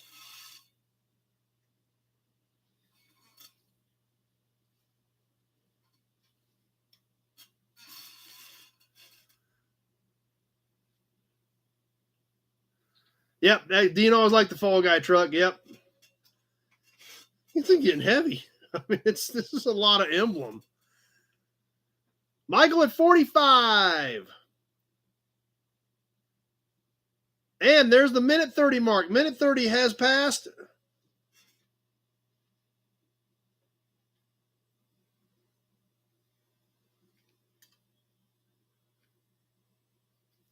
No, Heather's not going with it.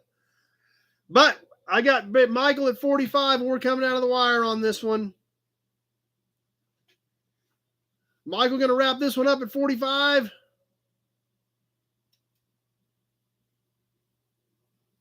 And that does it. Michael Glagola at 45. Zach was at 47. 2 seconds too late. Holy cow. Mark at 47. Well, you barely snuck out of there with that one, Michael. That one was close.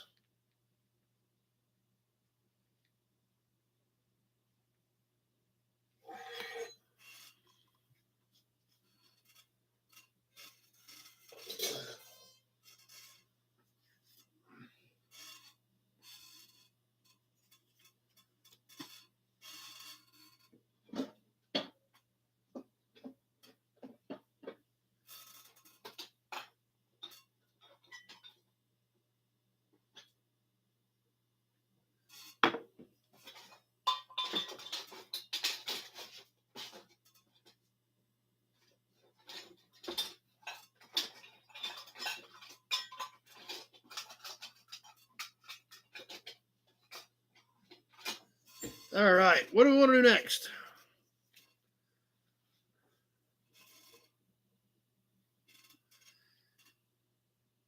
Okay, so Randall still got issues. We're glad you're here hanging out for a while tonight.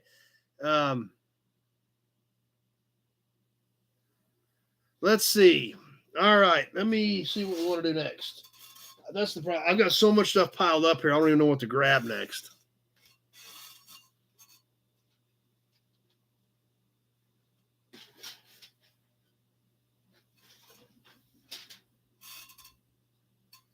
Let's do a few more matchbooks. You guys had fun with those. Hotels. The Double D Motel and Restaurant, the Modern Motel. Coldwater, Kansas is the first one. The next one is the Travel Lodge. Over 300 motels. This is probably 70s era. Travel Lodge brings you the golden age of travel. Maybe even 60s on this Travel Lodge. All kinds of cool graphics on that. The Top Hat Motel. Service you will remember at moderate rates. Wichita, Kansas. The Top Hat Hotel. Yeah, you did, Joe. That's right. So I think these are mainly like 60s. So a little bit different than the artwork we're used to seeing, but still super cool. And one more, the Baker Hotel in Hutchinson, Kansas. This one might be a little earlier. Check out the graphics on that one.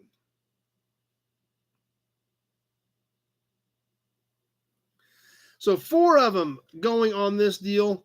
One-shot deal. All 4 hotel matchbooks, 60s, maybe 70s era on all 4 of these. So glad you were here tonight, Zach, for a while. Some of these have stuff on the inside, too. I forgot. The Baker Hotel has stuff on the inside. Kansas' newest and finest convention headquarters.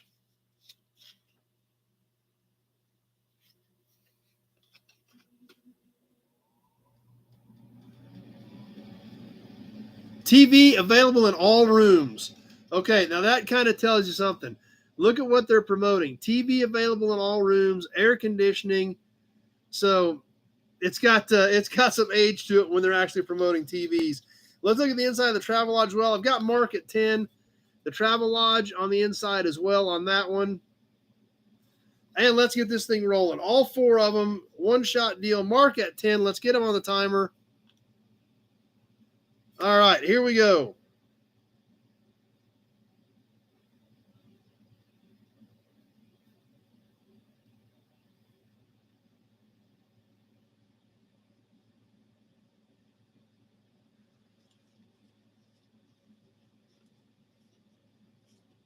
That's true. What do you expect from the Double D?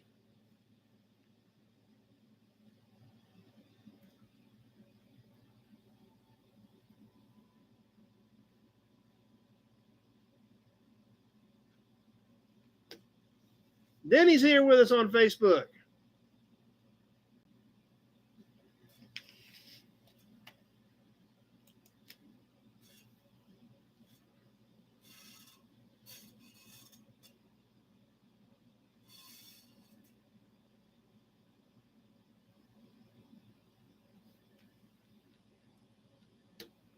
One minute has passed. Mark at 10 on all the hotel matchbooks, 60s, 70s era. Kind of crazy to think 70s era stuff is 50 years old now. Early 70s stuff is. Mark might get a smoking deal on these.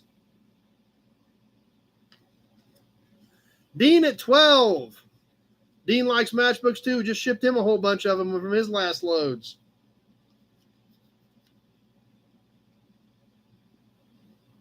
Minute 30 has passed. Minute 30 is now gone. We've got 30 seconds left. Is it going to be Dean? Is it going to be Mark? Or is it going to be somebody else? We don't know, but we'll know here in a little bit. Dean at 12.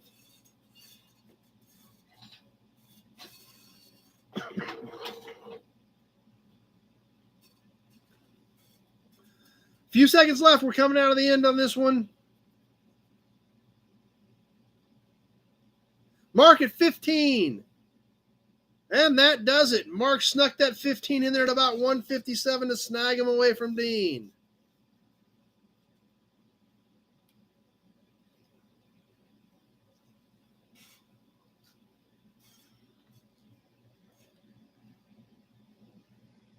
Well, I hope everything's getting better for you, Leo. I hope that hope everything is calming down on your end and you can get things sorted out. So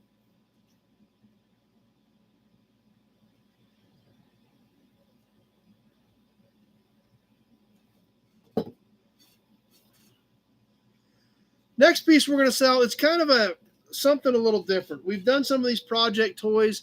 You guys have really liked them. This is kind of a weird piece. I don't know what to think of this, so I'm going to share it with you. This is actually two different trucks that I don't know if you call, sounds perfect, Leo. If you want to call it folk art, if you want to call it, some kid just making something with what he had to work with. But this cab over cab did not come on this chassis originally. You can see how it's basically been sat right on top of it. This is an early metal wheeled chassis. This is probably a 50s era cab. This is maybe a 30s era chassis. The front bumper is there, but it's banged up. You can see where this cab is wired down. The cab is in good shape. It's not busted up. The wheels are all there. These are all the original metal wheels. One of these had some rust damage. If I can find it, which one had some rust damage? Yeah, this wheel actually had some rust damage on it. So we've done some of these in the past. You guys have liked them. I don't know if you guys dig this one or not. It is different. It is unique. It is not a matched pair, but it is something you could do something cool with. And I think, like I said, is it a piece of folk art? Is it something a kid had a couple of trucks and built his own toy truck out of?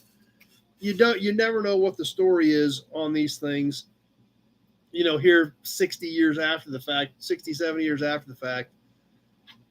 But it is kind of a unique piece. So some of you guys have liked these. Kenny started us off at 10. So Kenny likes it at least a little bit. Yeah, like I said, it's an earlier chassis. The cab is 50s. And that's a great point, Alex. This one didn't come from China. That's for sure. What do you think, Ray Kenny?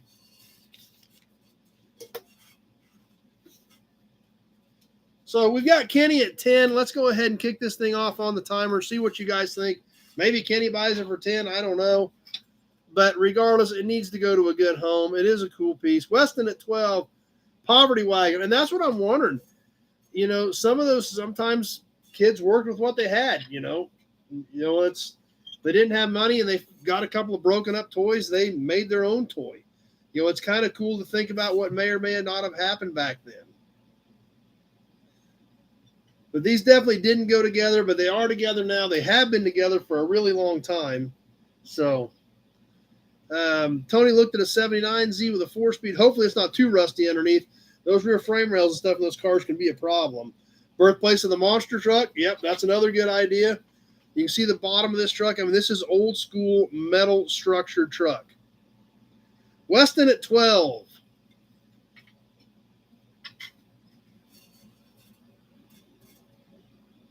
And there's the 1 minute mark. 1 minute has now passed. Weston at 12.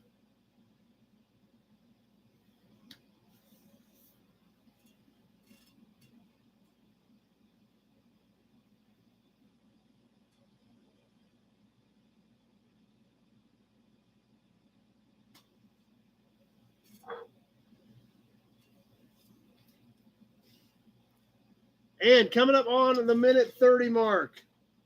There's 1 minute, 30 seconds. Weston at 12.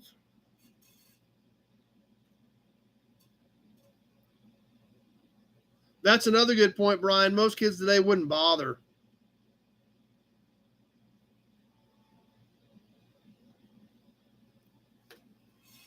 Weston at 12. We're coming down to the wire on this one.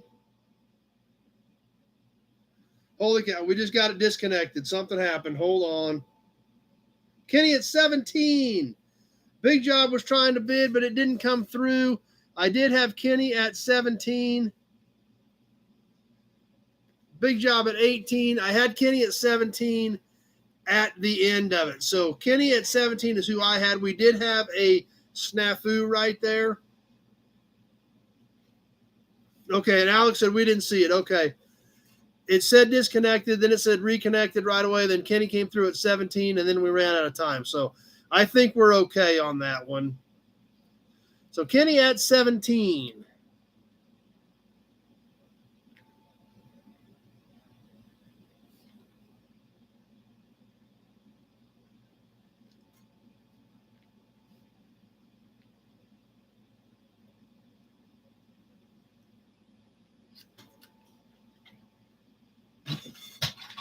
Okay.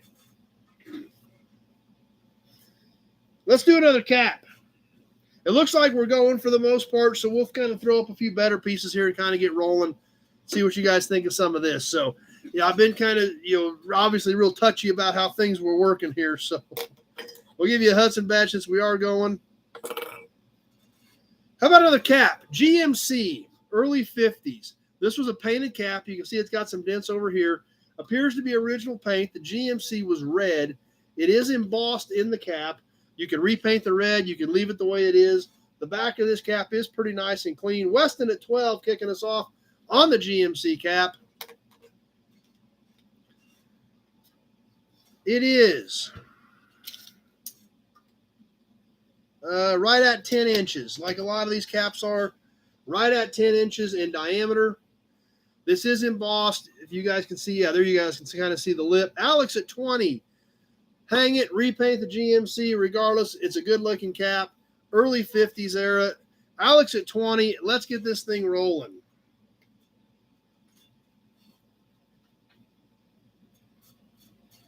Leo at 21.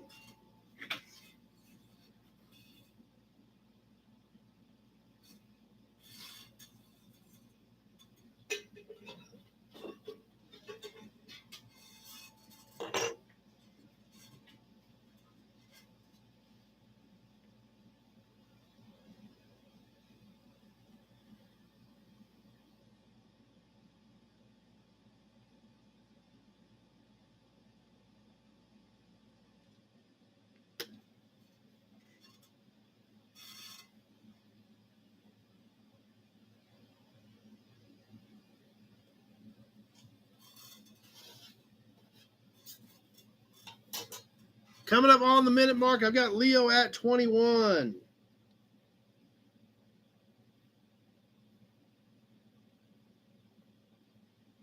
And there's the 1 minute mark. Leo at 21.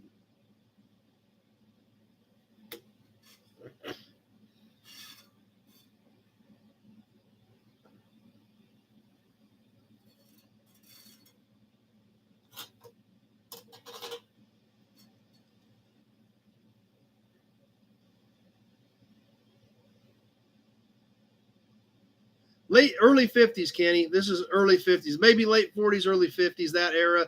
Minute 30 is just passed. Alex at 25.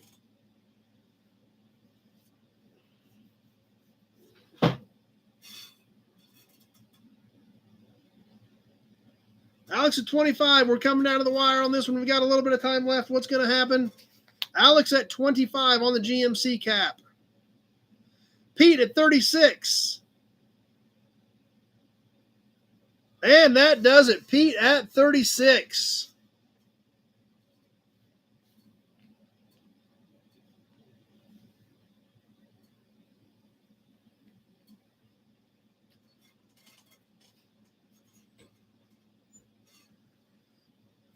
Okay, we got something really cool next. Super killer. I did have a duplicate on this one. That's the only reason this thing is here. I would never be selling this one. Doing another old school grease cap. This has to be late 20s. And it is cool. Pontiac, Chief of the Sixes. This thing is awesome. Check this out. Kenny at 15. We ain't even showed it to him yet. Check this thing out. Pontiac, Chief of the Sixes. Pontiac came around in 27 or 28. So that gives you an idea on age. This is whammied right over here on this. This is a pretty good sized dent. The Pontiac Chief of the Sixes is very clear. Tony at 40. Alex at 35. It is hexagon on top here. Alex at 45. It is 2 3/8 across the back, which is the widest part of it. Across the hex on the front, it is about 1 7/8 inches across the hex. Tony at 50. It is a great piece. It really is.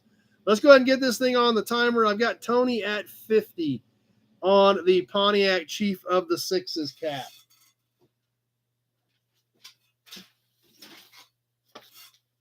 Yeah, it's a super cool cap.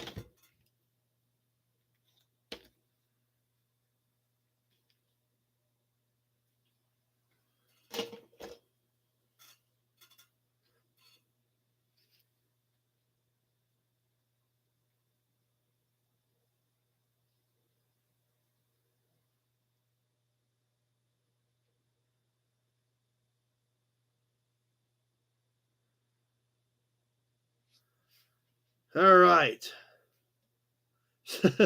Snipers better load up. Yep. I don't know. It got awful quiet.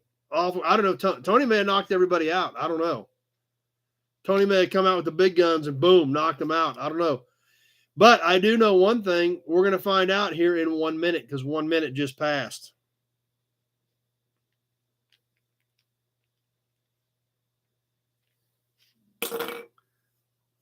Alex at 60. We better have a Hudson badge. Just make it a little interesting.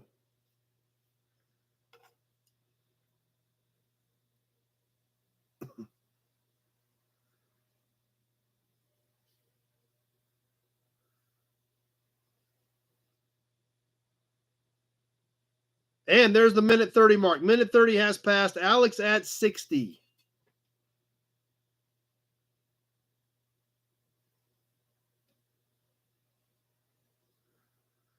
As we're ticking away, we're getting close to the end. We've got a few seconds left. Let's see what's going to happen in this last small window of time with Alex at 60. Pete, 61. Tony, 64. Alex, 75. And that did it.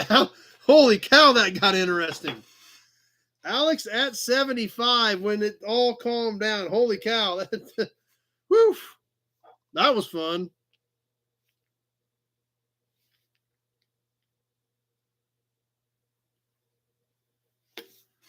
Tony came back at 77, just a few seconds too late. Wow, that was a lot of fun.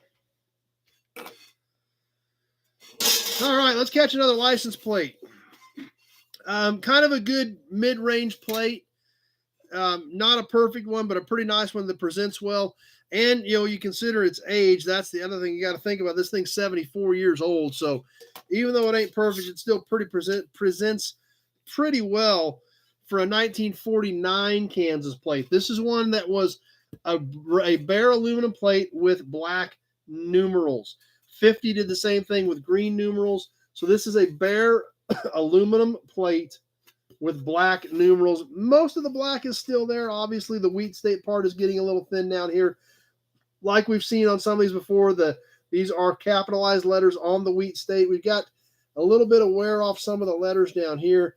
The 49 is in it. This is all embossed on this plate. It does have a couple of extra holes right here, as you can see. So nice average starter type plate on this 1949 Kansas 60-501, the Wheat State. Bare aluminum, black numerals. Alex at 25 starting us off. Let's get this thing on the timer and get rolling.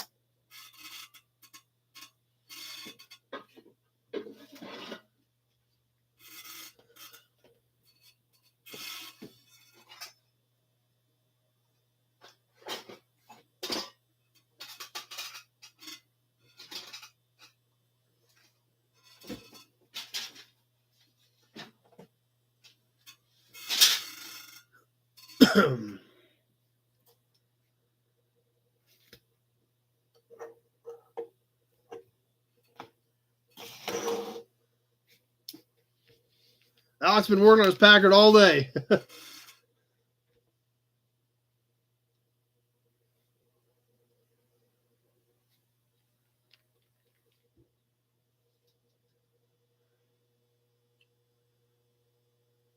Alex at 25 as we come up on the 1 minute mark. And there's 1 minute. 1 minute has now passed.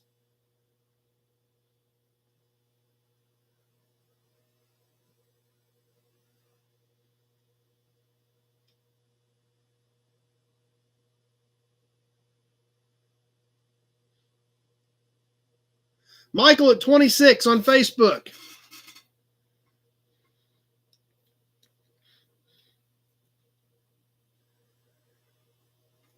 And there's the minute 30 mark. Michael at 26 as we hit the minute 30.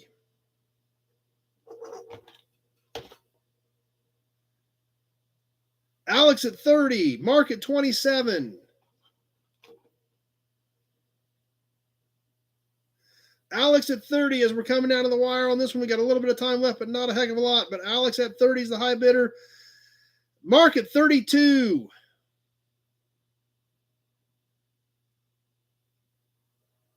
And that'll do it. Mark at 32.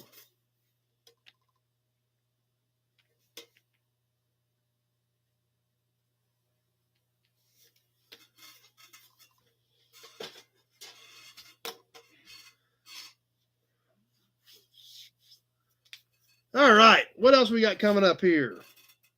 Hey, I'll tell you something we haven't done in a little while. We've still got a couple of these left. Not very many. Maybe this and maybe one more. We've looked at some of these. You guys loved them. Leo's been all over them. On these scrapbooks with all the old school ad cutouts. This one is chock full of Lincolns.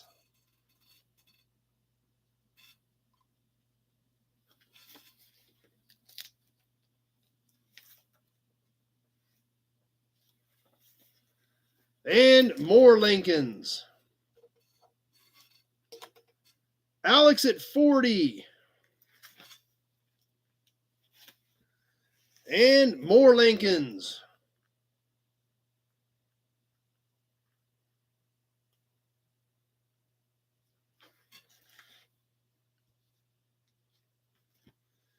And some more Lincolns. They found a whole bunch of Lincoln ads. I'd have to look. There's one more. I don't know if there's any of this one more. Alex's dad was a Lincoln man. I don't know if there's any Pontiacs in that other one or not. I'll have to look and see. If there was a book that had a lot of Pontiacs in it, I may have kept it. I don't know. There's 3 or 4 of them that I kept. But I've got one more coming up after this one, which is predominantly Lincoln. Dean at 44.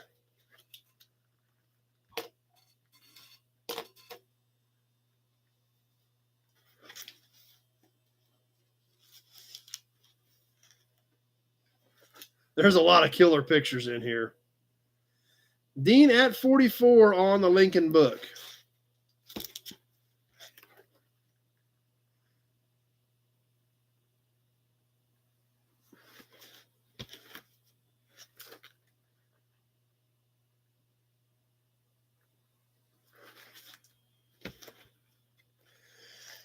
And a few Fords here towards the end, a few regular Fords.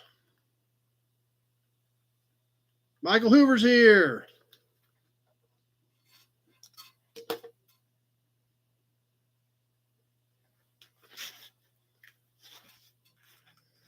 And a few more on the last page, Fords and Lincolns. So there it is, the whole book on Lincolns primarily. Dean at 44. Let's get this thing on the timer and get boogieing along here. X-Ray Dean at 44. You're getting the whole book full of classic Lincoln ad cutouts. Basically just cut the cars out of the ads like we've had several of these in the past. I think I've got one more book after this of these. Most of these have all kinds of cool different things in them. I got them from actually another guy, another antique dealer found them, and I bought them from him. So I don't know where he got them, but he said, I got some stuff you got to check out. And so I bought them from him.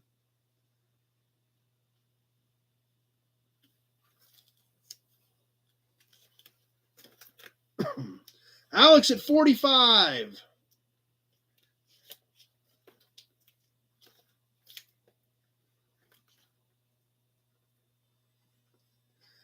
And 1 minute has passed. There's the 1 minute mark.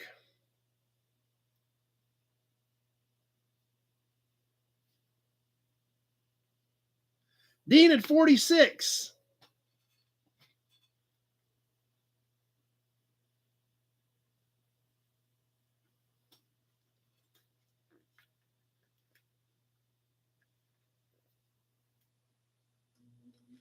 Yeah, somebody put a lot of work into these things. There's no doubt about it.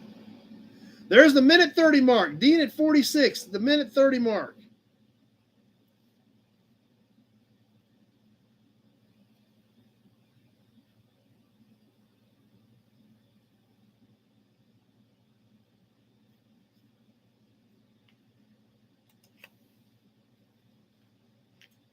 Coming down to the wire on this one, I got Dean at 46. We're about ready to wrap this one up.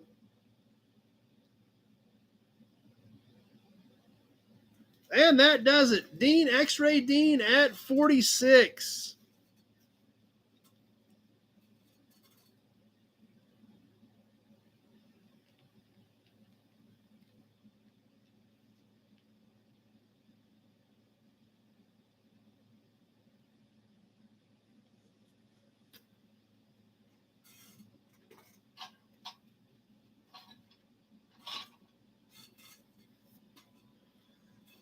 How about another badge?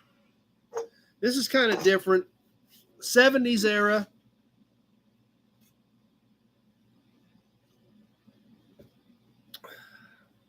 Chevrolet. Early, mid-70s, something like that. Caprice. This is a big statement piece badge off the header panel of a early to mid-70s era Chevrolet Caprice. This is actually a gold plastic insert. This is all chrome-plated pop metal. Stud mount, V-mount. Look at the chrome on that thing. Sharp-looking piece. If you're a Chevy collector, I mean, this is definitely a badge that you want on your collection, on your shelf with your Chevy badges. It is big enough where you can see it, not counting the V, just straight across here. It's about 4.5 inches long. Great looking piece. Obviously, you can see the gold sunburst sticking out of this thing. Really makes it stand out. Definitely a statement piece. Johnny Z at 25. the big, I don't know what the heck they call that big thing on top that they used on these, but it is a sharp badge. It looks good, and it is definitely a statement piece for any Chevrolet collector. Let's get this thing rolling on the timer. I've got Johnny Z at 25.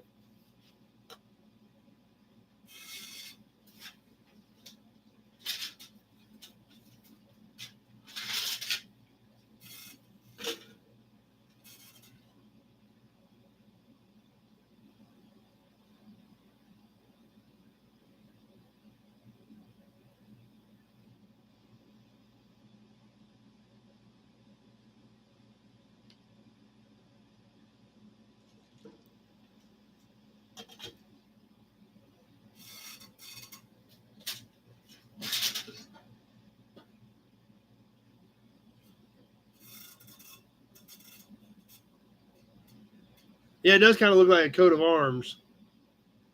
Johnny Z at 25.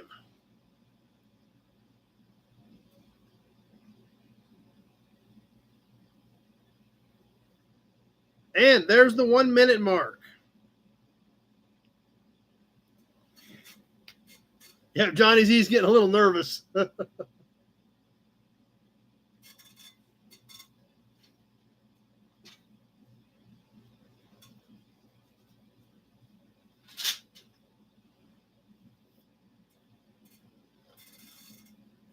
Okay, that's what Brian Dispatch said. Fleur de Lives. That's what Alex said. It's the French Bourbon King symbol. That's what.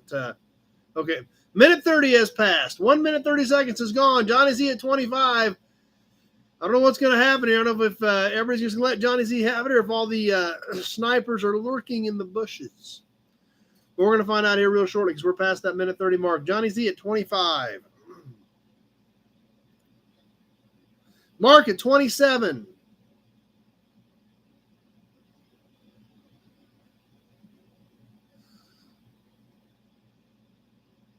And that does it. Mark at 27. Pete at 29, just 2 seconds too late.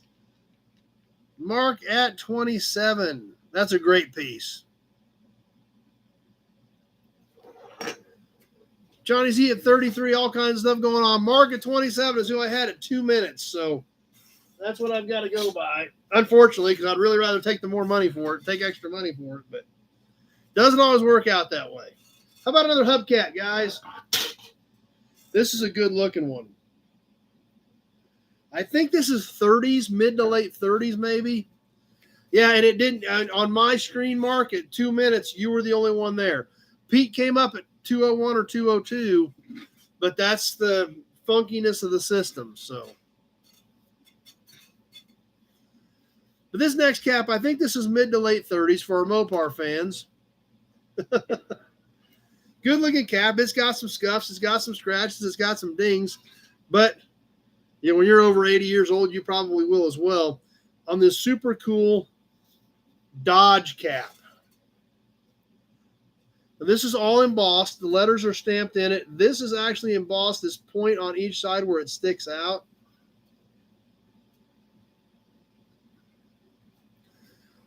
Stainless steel front on a steel base, metal cap. Weston at 10.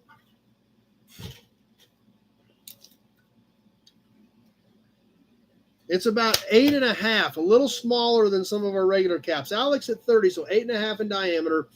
The Dodge, I believe, this was originally black.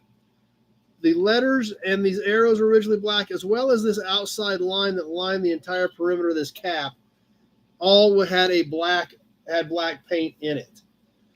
So super cool. I'm guessing mid to late 30s. I've got Alex at 30. Let's go ahead and get this thing rolling on the timer.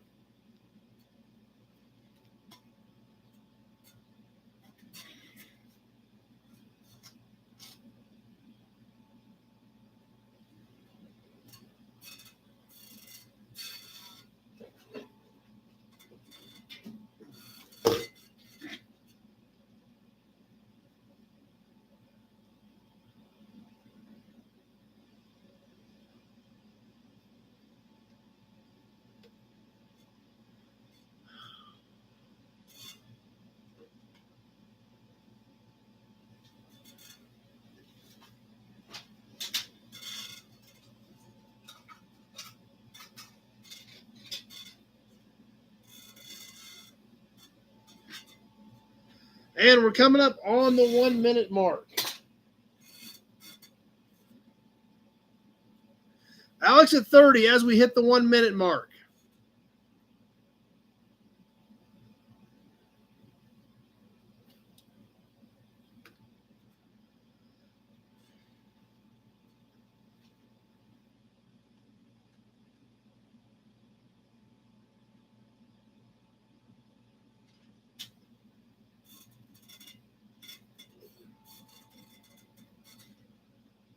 Coming up on the minute 30 mark. There's the minute 30 mark right now. Alex at 30.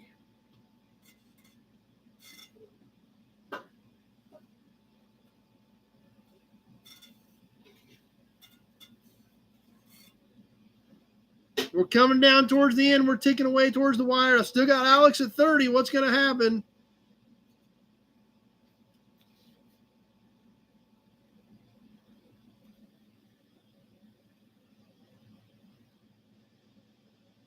And that does it. Alex at 30. Wow, he snuck that one out of here.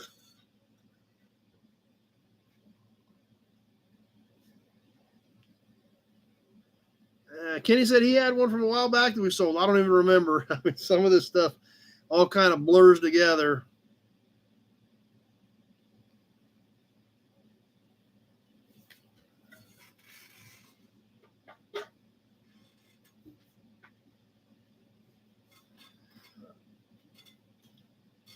All right, let's do some more of these Nebraska plates. You guys remember we've been doing some, I bought a whole box of weird Nebraska plates, all brand new.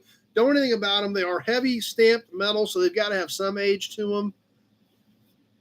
But this is another 30-day. We've had 30-day, we've had dealer, we've had bus, we've had all kinds of cool stuff. This is a brand new set still in the plastic wrapper. 30-day Nebraska $8.97, and there are a pair of them. There are two of them in here. They are a match set. They are heavy embossed steel plates. Like I said, I don't know much about them, but I got a whole box of all kinds of weird stuff. So, X-ray at 35. These are regular, normal, basically 6x12 plates. There are a pair. Dean at 35. Let's go ahead and get this thing rolling.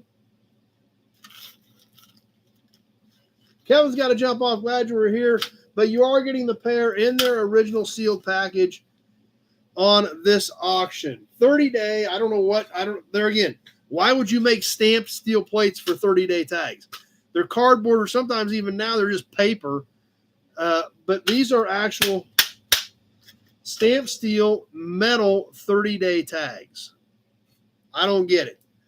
But they're here, they're brand new, and they're going to go to somebody else's collection for you to decorate your man cave with. I've got Dean at 35 on the pair. You're getting the pair of them shipped to you.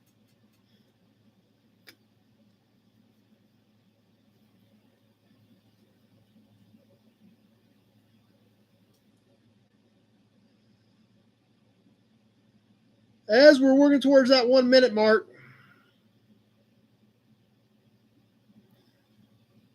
and there it is, 1 minute has passed. Tony likes his tax exempt plate. Yeah, these are all kinds of weird stuff. Dealer, tax exempt. Michael at 38 on Facebook. I've got Michael at 38 as we crested the 1 minute mark.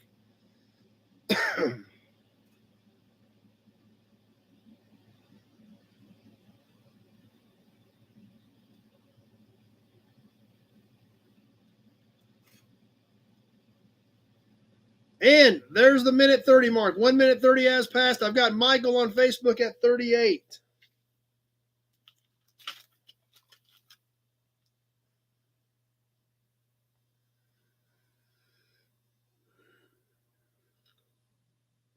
Dean at 39. X-ray Dean at 39. Big Job at 40.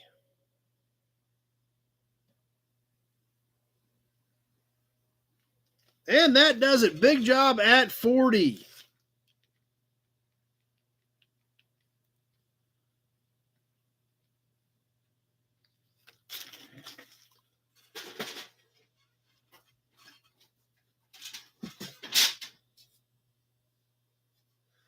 Okay, let's get what else we got. Let's get a few more things knocked out yet tonight. Oh, something for our Ford fans. This has been in the box for several weeks, and I keep forgetting to grab it. But this is a great piece. Definitely a cool piece for our Ford fans. I think this is 40s era. It's got a great shine to it. The button looks awesome. On this Ford horn button, check this thing out, guys. This is a metal horn button. You can see on the back, actually, even still has the stub of the wire there. It is a plastic cap. It had Ford stamped right in it. This does appear to be the original cap. This is a chrome-plated ring on the outside of this that is ridged. The button actually does still push.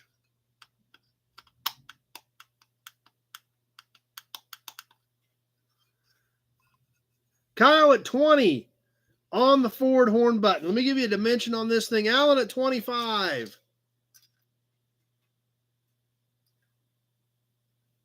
It's about 4 inches in diameter. Johnny Z at 30. Like I said, I think this is 40s era. Not sure on the exact year. I've got Johnny Z at 30. And we are live on the timer.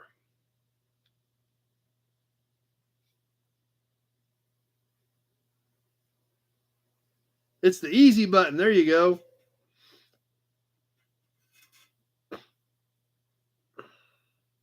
It does kind of look like a dome light. Yes, actually, that's kind of actually about what it does look like, really.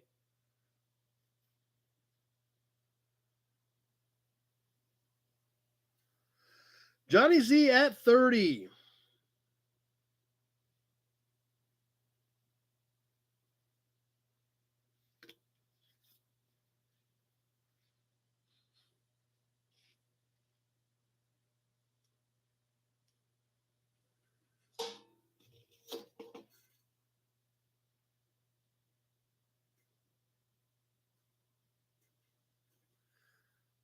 And there's the 1 minute mark. Yeah, I'll definitely get with Dad tomorrow, Brian, on that molding. Not a problem.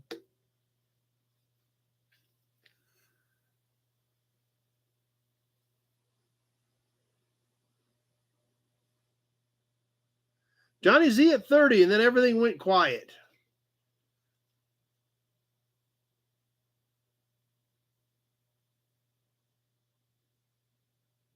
I don't know if you could put a light behind it. You'd have to take some of these guts out to do that. That'd be a great doorbell button. Big job. Minute 30's passed. There's the minute 30 mark.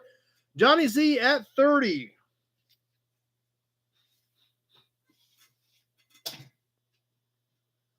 Johnny Z's getting nervous. Kyle at 32. Alan at 35. Big Job 33. Bill Disc 42. Bill Disc 42 is the high bidder. We're just about done with this thing. And that does it. Bill Disc at 42. It did get pretty interesting there at the end.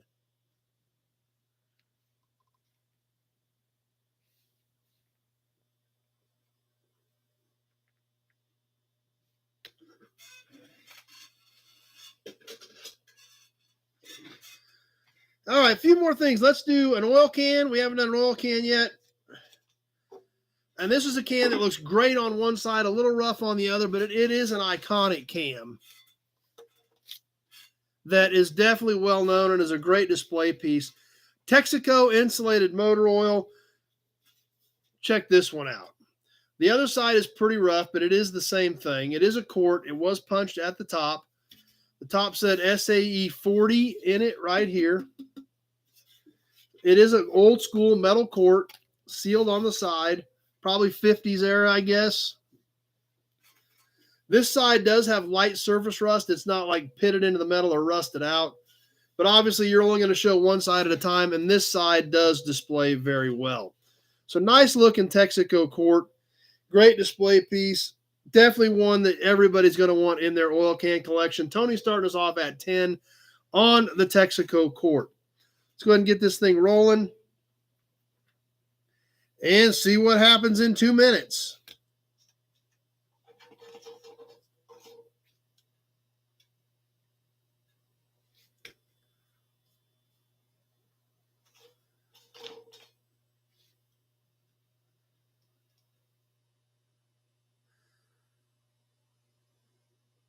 Yes, it is a metal quart, Brian. Old school metal can.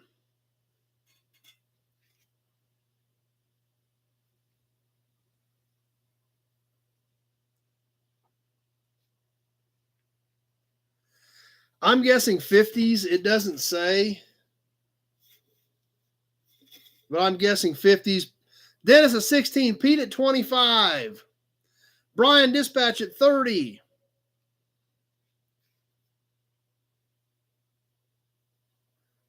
And there's the 1 minute mark. We've hit the 1 minute mark.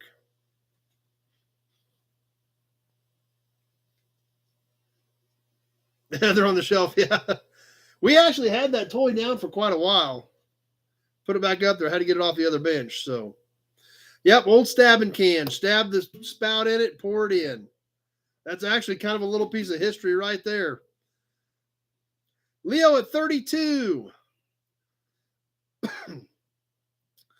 And there's the minute 30 mark. 1 minute, 30 seconds has passed. Leo at 32.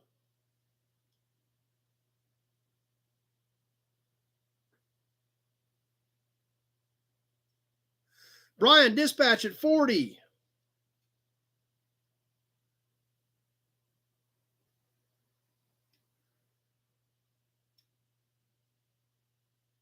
Coming out of the wire, just about ready to wrap this up. Just a couple seconds left. And that does it. Brian Dispatch at 40. Another piece to head home with Brian for his collection.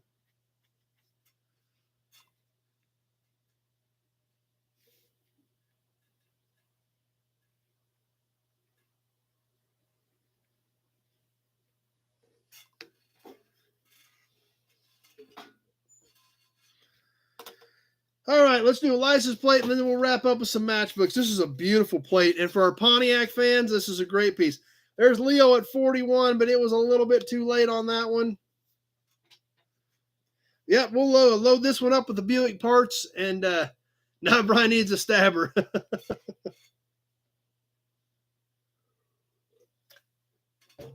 This is a truck plate, but it is still a great plate for our Pontiac fans.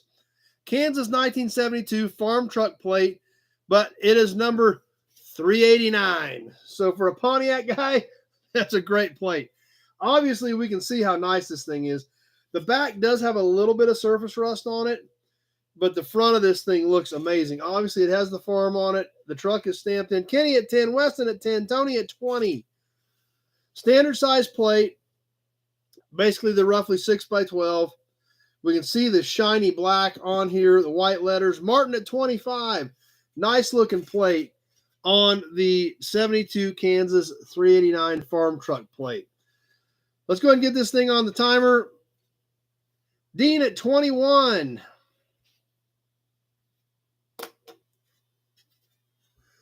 Tony at 30. It is used. We can see where it was mounted. It was screwed on there. Let's see if we can see our timer in this one like we usually do on some of these. Where'd my phone go? There it is. Yep, there we go. We can read the timer going right there at 20 seconds. Martin at 31. Michael at 33 on Facebook.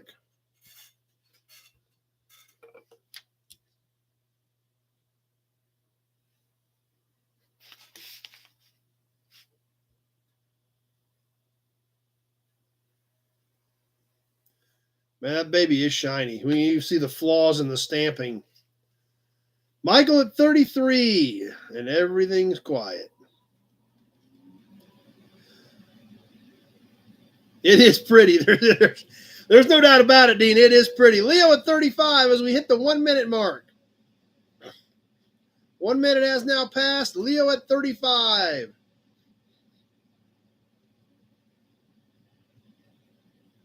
Tony's reloading now.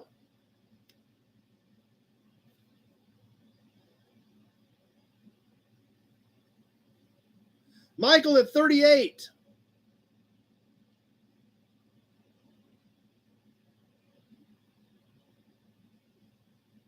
Minute 30 has passed. Minute 30 seconds has passed. We're coming down to the wire on this thing. Michael Glagola at 38. Tony at 40. Leo at 39, but I've already got Tony at 40. We've got a little bit of time left, but we're getting down to the wire on this one. Tony at 40. Few seconds left. What's going to happen? Tweedledee D at 41. Michael at 42. Michael at 42 right now. And that does it. Michael at 42. Whew, that one got close. Michael Glagola on Facebook at 42.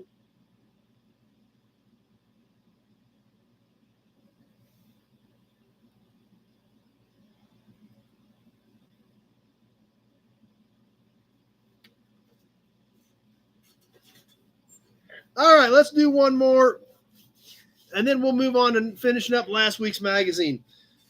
Let's do one more match of matchbooks, gas and oil matchbooks, though.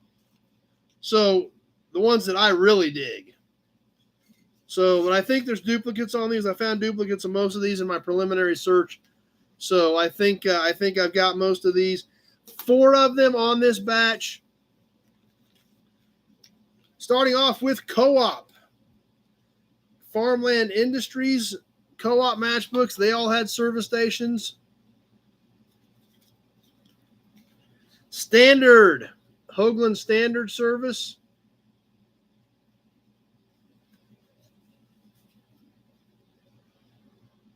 Sinclair.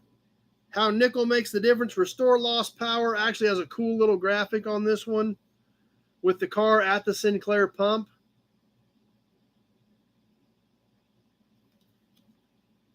As well as DX, the Lint Brothers Oil Company in Kingman, Kansas. Drive a car that's alive with DX. DX. All 4 of these gas and oil matchbooks, one-shot deal. Dean at 15. Let's get this thing rolling on the timer. I've got Dean at 15 as my high bid at this point. Let's see if I can hold these things where you guys will be able to see them.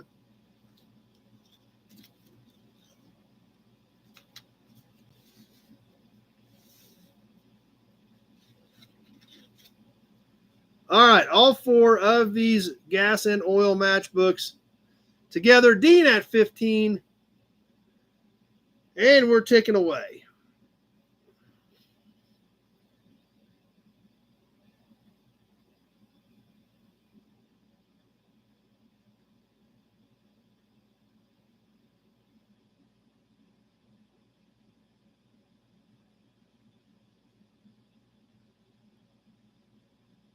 And we're coming up on the 1 minute mark. I've got Dean at 15, all 4 of these killer gas and oil matchbooks. One-shot deal. There's the 1 minute mark. That's right. It's a matchbook bundle as we past the 1 minute mark. Dean at 15.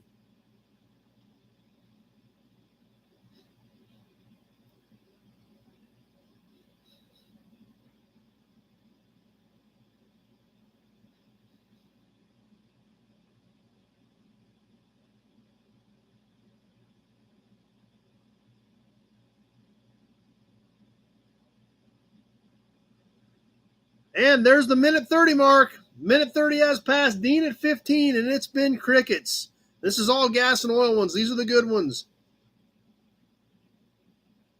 Dean at 15, and this one's ticking away and ticking away and ticking away, and we're coming down to the end.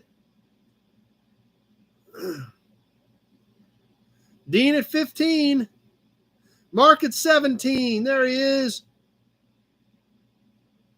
Dean at 18. And that does it. X-Ray Dean at 18, adding to his matchbook collection.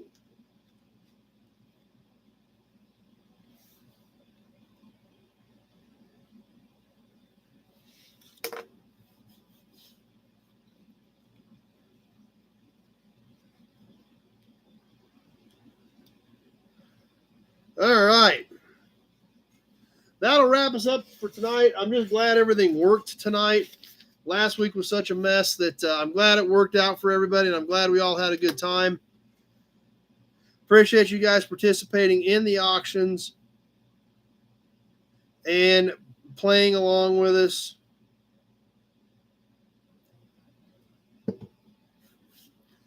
So let's go ahead and finish up last week's magazine. There's a Hudson badge to think about it. Don't have a ton in last week's magazine to wrap it up because we're doing the back half.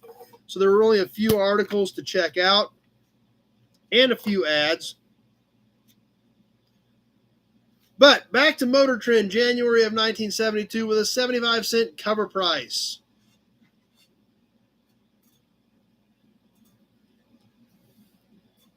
I'm wondering if the matchbook collectors are growing. It kind of seems that way. Dean had a few of them that we got, and I just shipped out to him last week. And hey, but they're just so cool. You know, nobody does that anymore. They're almost a piece of Americana. The artwork on them, and you know, these were 60s and 70s, but that's still old now, which is kind of crazy to think about. Let's go ahead and get into this. Like I said, only a few articles to check out.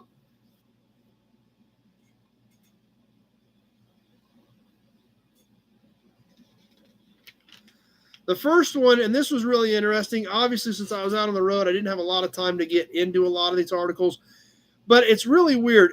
And it's a several-page article. So really to in-depth get into this thing, it's like 6 pages of almost all text. The big bust. Now, we got to remember, this is in 1972. Obviously, a lot of things were changing in the car world. The big bust about car manufacturers. And the bad part about this is I'm sure it's a super interesting article, but there is so much to it that, you know, it would be difficult to get through it all. But I want to hit some of the high points of what they were talking about in this. Interest is high again in cutting the big one, GM, down to size. Can Chevrolet be a separate company? Will there be 40 car makers in America? How about running the whole industry as a public utility? There's no lack of ideas. So it's, like I said, unfortunately, we don't have time to dig into it, but it's crazy to think, obviously, none of this happened. GM did not get broken up. They're not running the industry as a public utility. It's kind of crazy to think that those were ideas that were being tossed around in the early 70s. So Big Job still keeps matchbooks in the closet shelf for supplies. Well, that could come in handy if lose power, need to light candles or something. So kind of crazy that all these ideas were being tossed around in 1972, but they were. Next article we're going to look at quickly, NASCAR. This is back when it was NASCAR. Rockingham, North Carolina Motor Speedway nestles among the municipalities of Rockingham, Hamlet, and Laurinburg. Laurinburg shuts down at 10 p.m. Saturday night. Hamlet is closed on Sunday, and it rained in Rockingham. But what's great about this, obviously, are some of the pictures. 1972, and we can still definitely see some of the 68, 69 era Ford products, the Cyclones, some early 70s Mopars. Yeah, that's a good point, Mark. They're still clueless today. So, but check this stuff out. Look at these pictures. These are so great. Obviously, we don't have time to dig in and read the entire article, but the pictures are killer, and there's more on the next page. I'm going to let you guys check these out right now for a second, and then we'll flip to the next page and check out some more awesome pictures of NASCAR when they were actually racing stock cars, stock body cars in NASCAR, so it was actually NASCAR.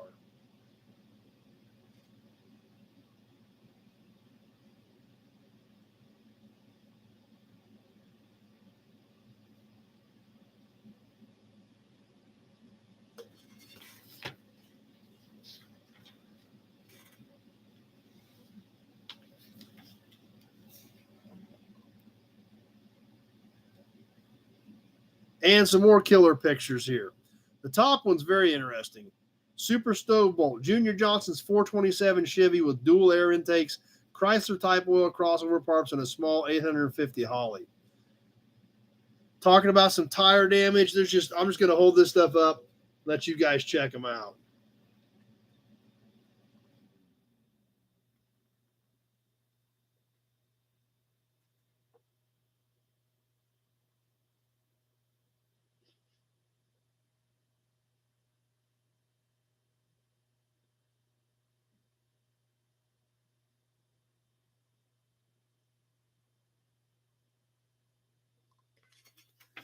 And the last article we're going to check out tonight, before we get into the ads, like I said, we're getting towards the back of these magazines, so Some of the articles get a little thin because half the pages are dedicated to finishing up the earlier articles. But the next article we're going to spend a few minutes on, a backdoor to economy. The Pinto, the Gremlin, the Vega, small size, small price, and now hatchbacks for all. Similarity ends with size, ride, handling, and quality do make a difference. So 1972, the Vega, the Pinto, and the Gremlin, the hatchback versions of them all. So check these things out. We've actually got some road tests on these. We're going to show you the beginning of the article. There again, still primarily a lot of black and white in this magazine in 72. Not a lot of color, obviously, in today's world. These would all be color shots of these new vehicles, still black and white in 72.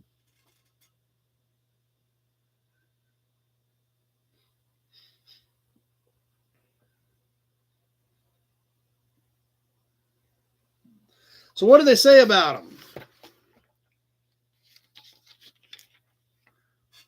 Shows interior, talks about the interior shots.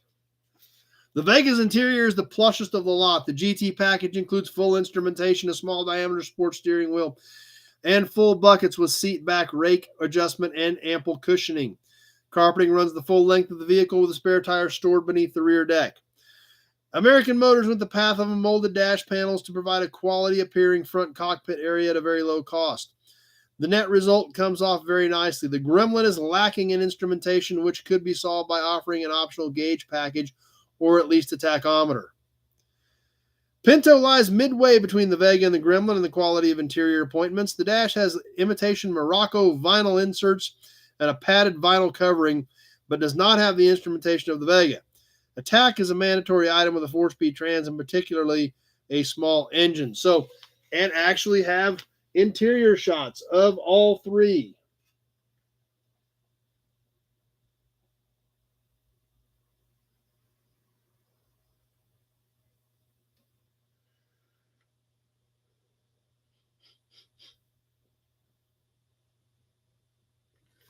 What's the next thing they were worried about? Braking systems. The Vega uses lower spring rates than the other two for ride comfort, but resorts to front and rear sway bars for better handling. Rear coils tend to cause lateral rear end oscillation when recornering. Front disc rear drum on the Vega. Gremlin suspension sticks with coil springs in the front and leaf springs in the rear, but requires a softer ride from stiff springs by employing a very tall shock tower up front. The Pinto, whose prime target is the VW, employs the least complicated suspension with short coils up front and leaf springs in the rear, relying on carefully selected shock and spring rates for handling and ride. I mean, they got pretty in-depth in this article.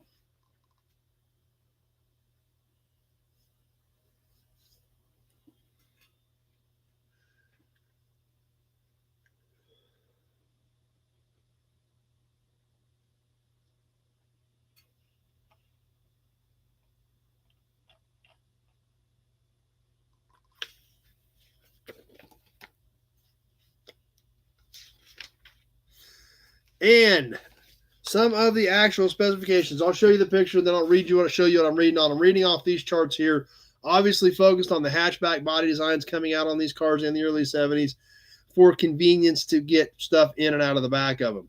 So let's check out a few more specs on these. The Vega GT, inline 4-cylinder, 140 cubic inch displacement with 98 horsepower and a 4-speed manual. The Pinto, another 4-cylinder, 122-inch 4-cylinder with 85 horsepower. And the Gremlin, an inline 6-cylinder, the old AMC 258 with 110 horsepower. Gremlin equipped with an automatic. Vega and Pinto both equipped with 4-speed manual transmissions. Quarter mile elapsed times, 19.1 for the Vega, 18.9 for the Pinto, and 18.4 for the Gremlin. Obviously, the Gremlin is a 6-cylinder, so. But there again, they tested these things just like anything else. They studied them, they tested them, they posted full performance results on them, and that's where they came up with this. But there again, if you were looking for a compact car in the early 70s, this was all very viable, very interesting information.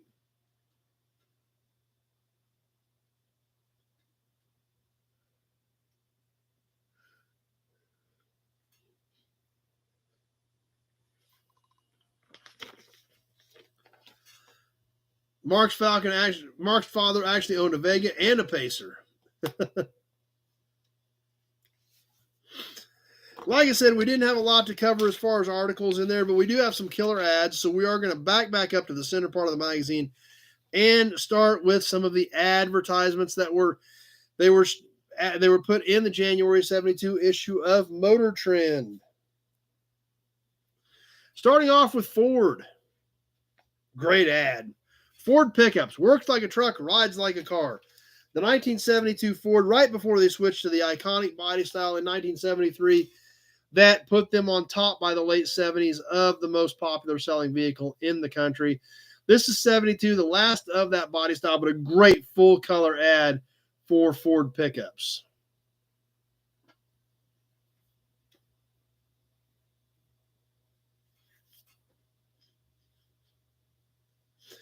Big Job says, how about a full show of auctions before Christmas so everybody can buy their own presents? That's not a bad idea. We could do that. And I know some of you guys do shop for other people. We might be able to do that, Big Job. Just kind of, cut out the magazine for a couple issues as we get closer to Christmas and do extra auction pieces. I'm not out of stuff. So, I mean, that's, what do you guys think? I mean, you guys want to do some Christmas shopping on here? Maybe for some of your friends, some of your buddies, man cave stuff. We can sure do that. That's totally up to you guys. Or like Big Job says, we'll just buy a bunch of crap for ourselves that we want to keep for us. So do your own Christmas shopping. Great idea. But think about that. See what you guys think of that. Mark likes it.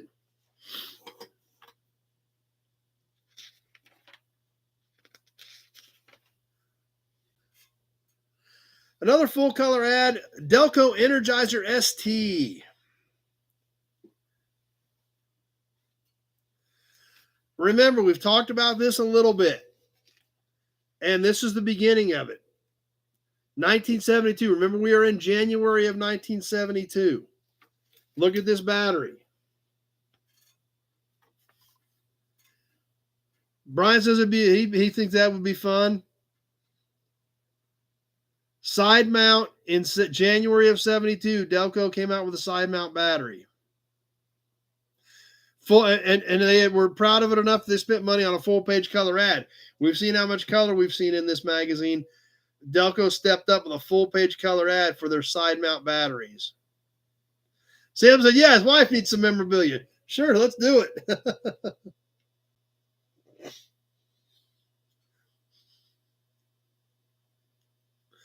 Well, that's definitely something to think about, Big Job. And if you guys are all, I'm getting a lot of good responses on it. So Kenny's just saving everything he wins and wrapping them up before Christmas.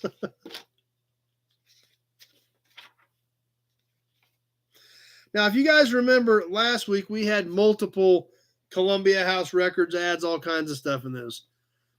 Well, there's still another one yet, believe it or not. This one for the Stereo Tape Club of America. The 8-track stereo tape cartridge player of your choice. Free. Yours as a gift just for joining now the Stereo Tape Club of America. Check this out, guys.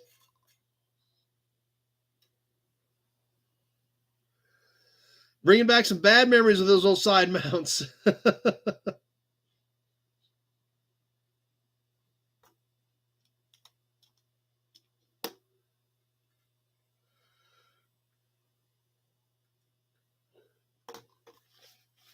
So let's take a quick look at what the Stereo Tape Club of America had going on.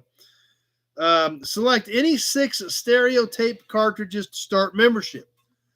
Only Stereo Tape Club gives full selection of all labels, artists, and new releases. And I assume these are all 8 tracks. And they were $6.98 a piece for 8 tracks. B.J. Thomas, Nancy Wilson, Dionne Warwick, Dean Martin, all kinds of famous people. Barbara Streisand, Ray Charles. But these 8 tracks were $6.98 a piece. And like Mark says, nothing was free. I know all about it.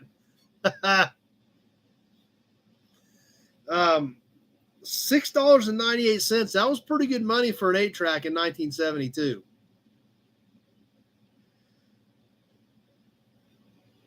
But of course, they had a smoking deal. They're going to give you a stereo just for joining. So, but the Stereo Tape Club of America, just like the Columbia House, so that makes like 3 different ones of these tape clubs in this particular issue from January of 72.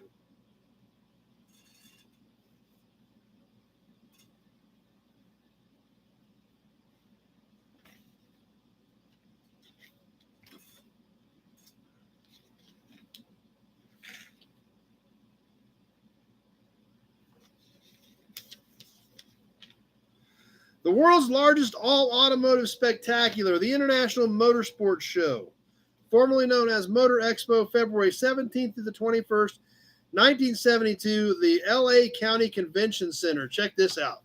Must have been a pretty big deal at the time.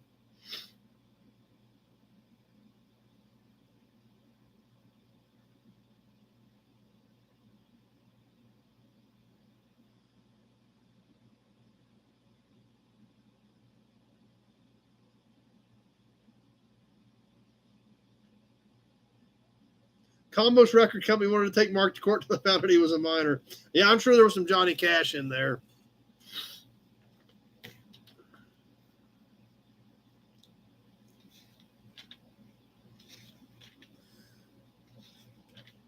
Now, this is something that's kind of different, something that, we would never even think about today because our dash tells us on almost everything.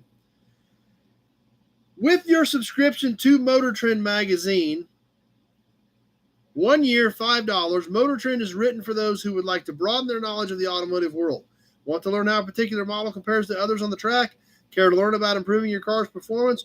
Or do you simply want to know what's happening in the world of cars? Whether you drive an economy import or a high-performance supercar, Motor Trend should be included in your literary diet. After all, it is the complete automotive magazine.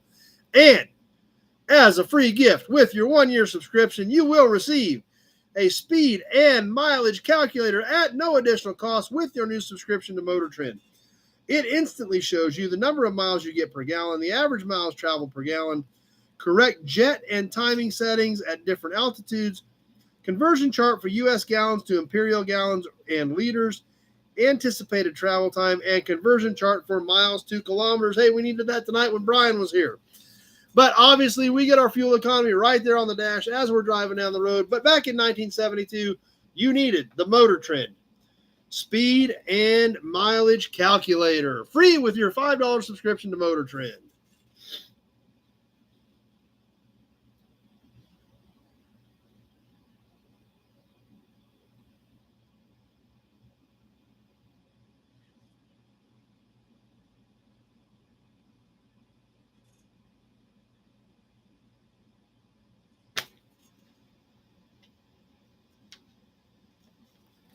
Couple more ads that we're going to take a look at, and we'll be getting ready to wind things down.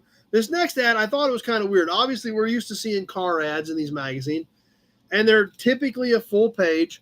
Not always color, but typically at least a full page. Well, Plymouth didn't think this was probably worth quite a full page. It got about a quarter of a page. For the Plymouth Cricket, comes with power front disc brake standard. It's a great little stopper coming through with the kind of a car American wants, the Plymouth Cricket.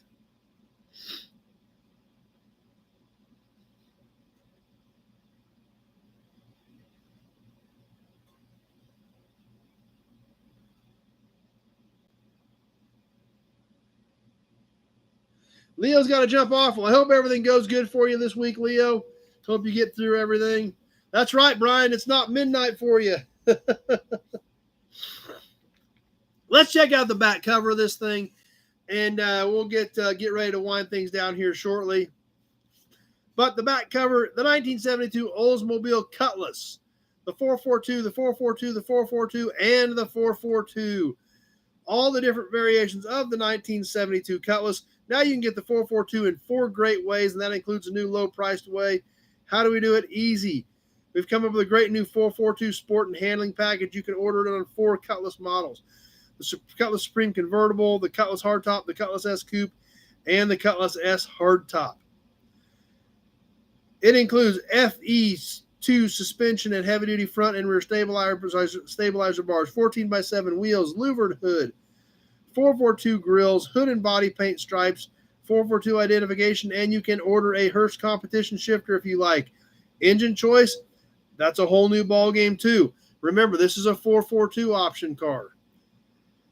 A Spirited 352 barrel is standard, and these are branded as 442s. A 352 barrel is standard. You can order a 354 barrel or a 455 4-barrel with flared dual exhaust and a specifically sculptured rear bumper, or order our top package, the W30 with a dual intake fiberglass hood and a factory blueprinted 455 cold air V8. The point is, now you can pack up and go 442 in more ways than ever, and you can do it for less. Go do so at your nearest Olds dealer. Oldsmobile, always a step ahead. Great ad, full color on all those great looking Cutlasses. Tweety D is excited, so now he can start buying his own Christmas presents. Joe's never even heard of a Cricket. So Leo lost his dad, Brian.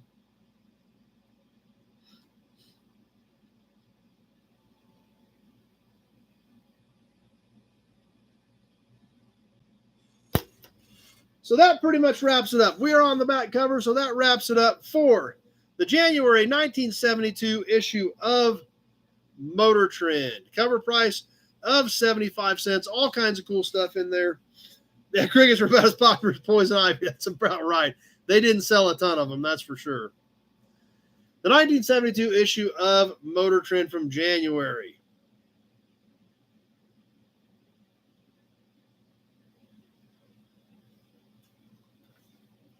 Glad you guys enjoyed it. Some comments popping up about it. So, always try to find cool stuff to check out when we do the magazine. That's the whole purpose of doing it. Going back in time with 2020 hindsight, we better give you a couple of these. Been a little dry here lately. Slide those in.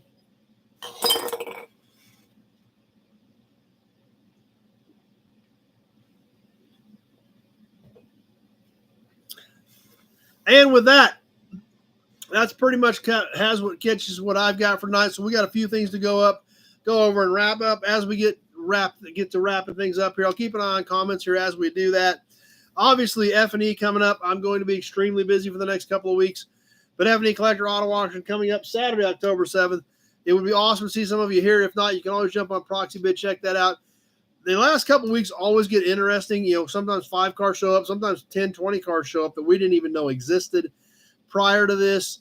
So the first Olds emblem, that's true, Mark. We're just going to show you that one again because it is a great piece.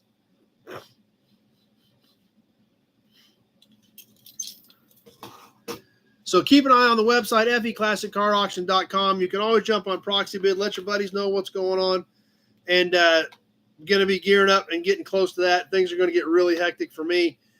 Obviously, we'll get to work with Brian Dispatch tomorrow and get his Buick parts off and get him flipped around and headed back to Canada. Yeah, we are getting a nice selection, so excited about that. Always turns into a fun day. So got a lot of work coming there. Obviously, new videos that are coming up. I still got to try to get a few cars picked up this week before I get too swamped in F&E because I've got so much stuff hanging. And this that Impala deal is going to be a mess. That thing is scattered in so many different places. I don't know what I'm going to do on that. So a lot of things going on, but I got to try to get a few things picked up and get a few loose ends tied up before the F&E.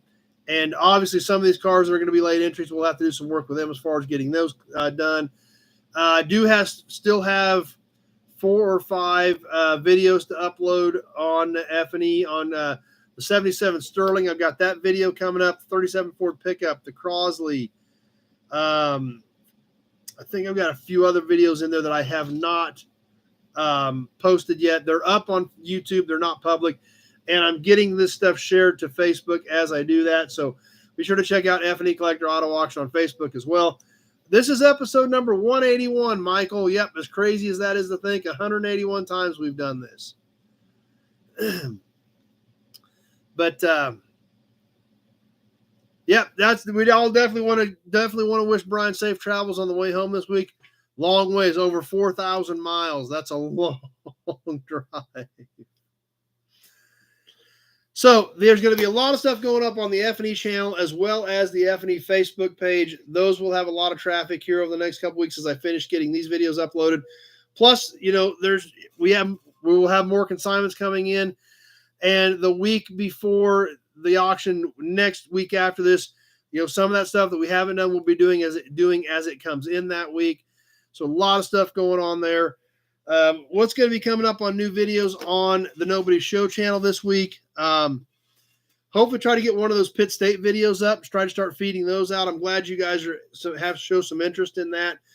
I want to get those out there because I think there's some card kids out there, some gearheads that are interested in this stuff and don't know where to go. And this is such an amazing opportunity.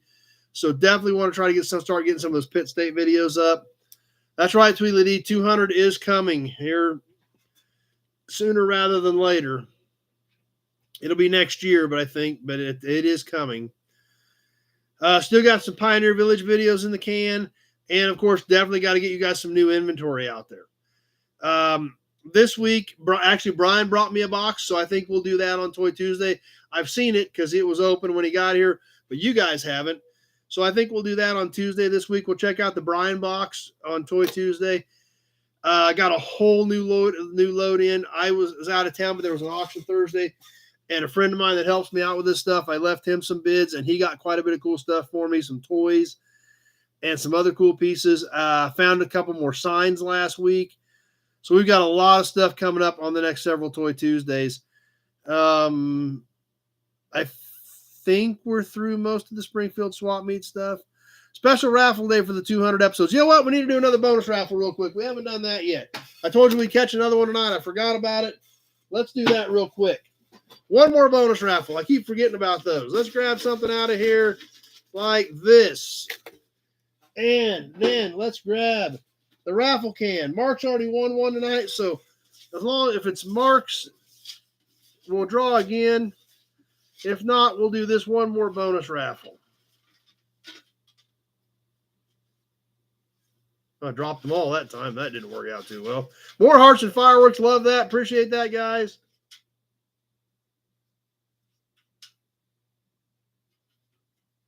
It's Mark again. Mark already won tonight.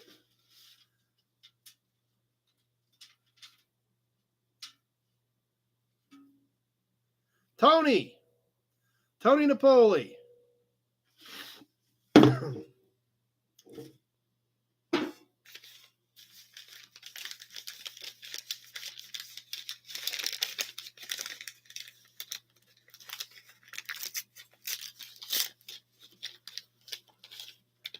Oh, little dinky Jeep.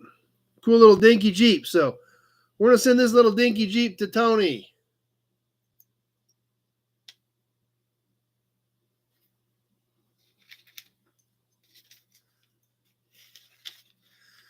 Number 200, a special auction night. We'll probably do all kinds of stuff for the 200. But let's get Tony's name on this one.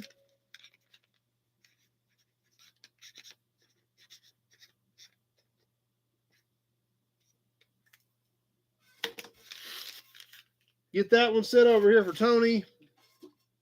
And as always on these bonus drawings, definitely want to get that right back into the big Buick oil can. Let's give you another Hudson badge.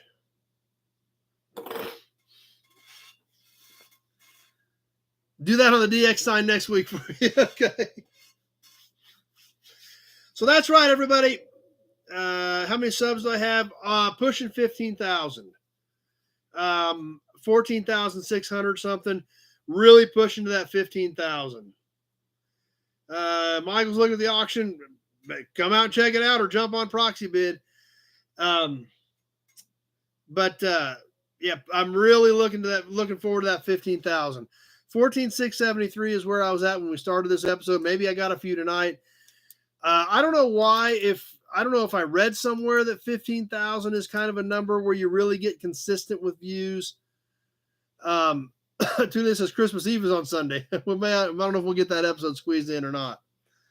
Yeah, Kenny, definitely. I'm definitely hoping to get more.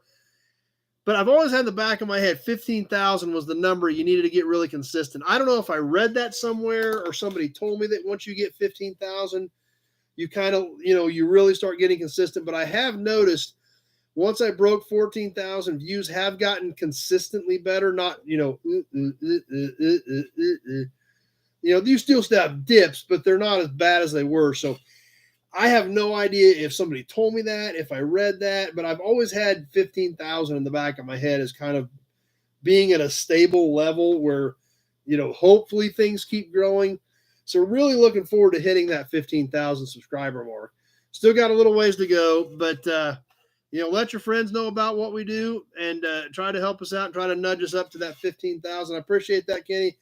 I know all you guys support what we do here, but anything you guys can do to help get people on, get that subscription number up. That 15,000 is just kind of something I've been chasing. And of course, as soon as you hit that, then you're looking to 20,000. But 15,000 is just something I've had in my head for a long time that, I really needed to get to. And I know you guys are great about that. I know you do too, Mark. I know a lot of you guys are great about telling people about what we're doing on here. And I do appreciate that. I appreciate your support and I appreciate your help trying to help me get this thing built up. I'm glad you're enjoying what we're doing here on Sunday nights. I am thinking about changing some of what I do, like we talked about on Toy Tuesday, whether we need to switch that to every other one. We were going to skip them until the auction, but since Brian brought that box with him, I think we'll go ahead and do it Tuesday night since I've got that stuff here from Brian, then the week after that we'll definitely skip. But Brian brought me that box of great stuff. It's not a real big box, so it won't take extremely long, but it's some cool stuff we definitely want to share with us. So we'll probably go ahead and knock that out Tuesday night, but probably won't do it the next week. And then we will, kind of see how things go from there. And that's right, Tony. It is a great group of people here. So it really is. And it's your guys' support, your involvement, and your interaction is what makes this a chat. If you guys weren't all on here hanging out, it wouldn't be a chat. It would be me talking into a webcam, and that would be pretty boring. So, you guys are what make this, and I do appreciate your support. I appreciate any help you guys can get as far as getting new subscribers and kind of get things nudged along up over that 15,000 mark and see how things continue to go. I do try to work really hard for you guys. Obviously, I was out of town and didn't get back till about 3 today. Still had this thing somewhat ready to go. We had to make some adjustments. But, hey, with Brian being here, we knew we were going to have to make some adjustments anyway.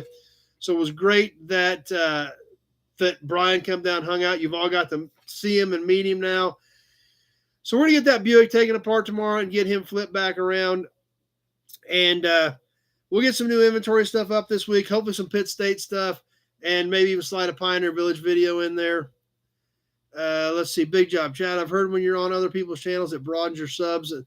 And that is true. I mean, I think that does help. Just like when I ran into Benny with Classic Ride Society at the Springfield Swap Meet, that was so great. We both did some clips on for each other's channels.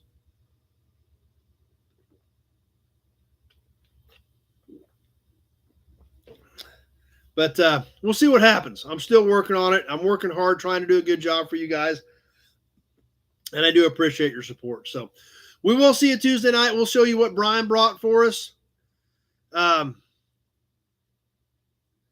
Chad definitely needs me to show up. Then, yeah. If you guys are around here, yep. We did the stuff with Pole Barn Garage with the Road Runner. Yep, that was fun. And Dalton's a great dude, so that was a good time. And of course, we had Buzz from Roadkill on here. He was part of that. So all that stuff works together, and it is fun. So, but just keep working away and doing my thing. That's all I can do is do my thing and hope you guys dig it. I may start doing some different things with my videos. I do have some different ideas that I want to do with my videos. After we get through the auction, I'm going to think about that a little bit harder and, get some of your guys' opinion of some of that stuff. That's right. Some of those guys grow by thousands in weeks. It just depends on if something hits or not. It all varies. So you never know what's going to happen. I'm going to keep doing my thing, and I've got some ideas for videos that I'll see what you guys think of them after we maybe work some of that stuff in. But with that being said, I think it's about ready time to wrap this thing up. I'll keep an eye on comments here just as we get ready to wind things down. And like I said, hopefully some Pitt State stuff, some new inventory stuff. We'll catch Toy Tuesday with the box of stuff that Brian brought for me. And with that, we will see you all next Sunday night. Be sure to be in for the DX sign. Next week, we're giving it away. No, the plane, I'm not even going to worry about it right now until we get through the auction. So I just ain't even going to have time to think about it. Get Heather to show up. That sounds like a great plan, Big Job. If we can pull that off, that would definitely help. So back to the Johnny Carson comments. That's awesome. I appreciate it, guys. I'm not that good, but I do try to do a good job for you. So anyway, I hope everybody has a great week. We're going to get to work on Brian's Buick tomorrow. I'm going to get some more things ready for F&E. And we will see you live Tuesday night, 7 o'clock for a little bit of Toy Tuesday. And next Sunday night, 7 o'clock Central Standard Time. Definitely be here to see who is going to get this big DX sign shipped to them, as well as the Rough Rider truck and the Buick horn button. Giving them all away next week. Be sure to make sure you are in the big Buick oil can next week. So, thanks for watching, everybody. I appreciate your support. I appreciate all your kind comments. Joe's Class has found your channel because the dude that brought the crinkled up charger from me. Yep.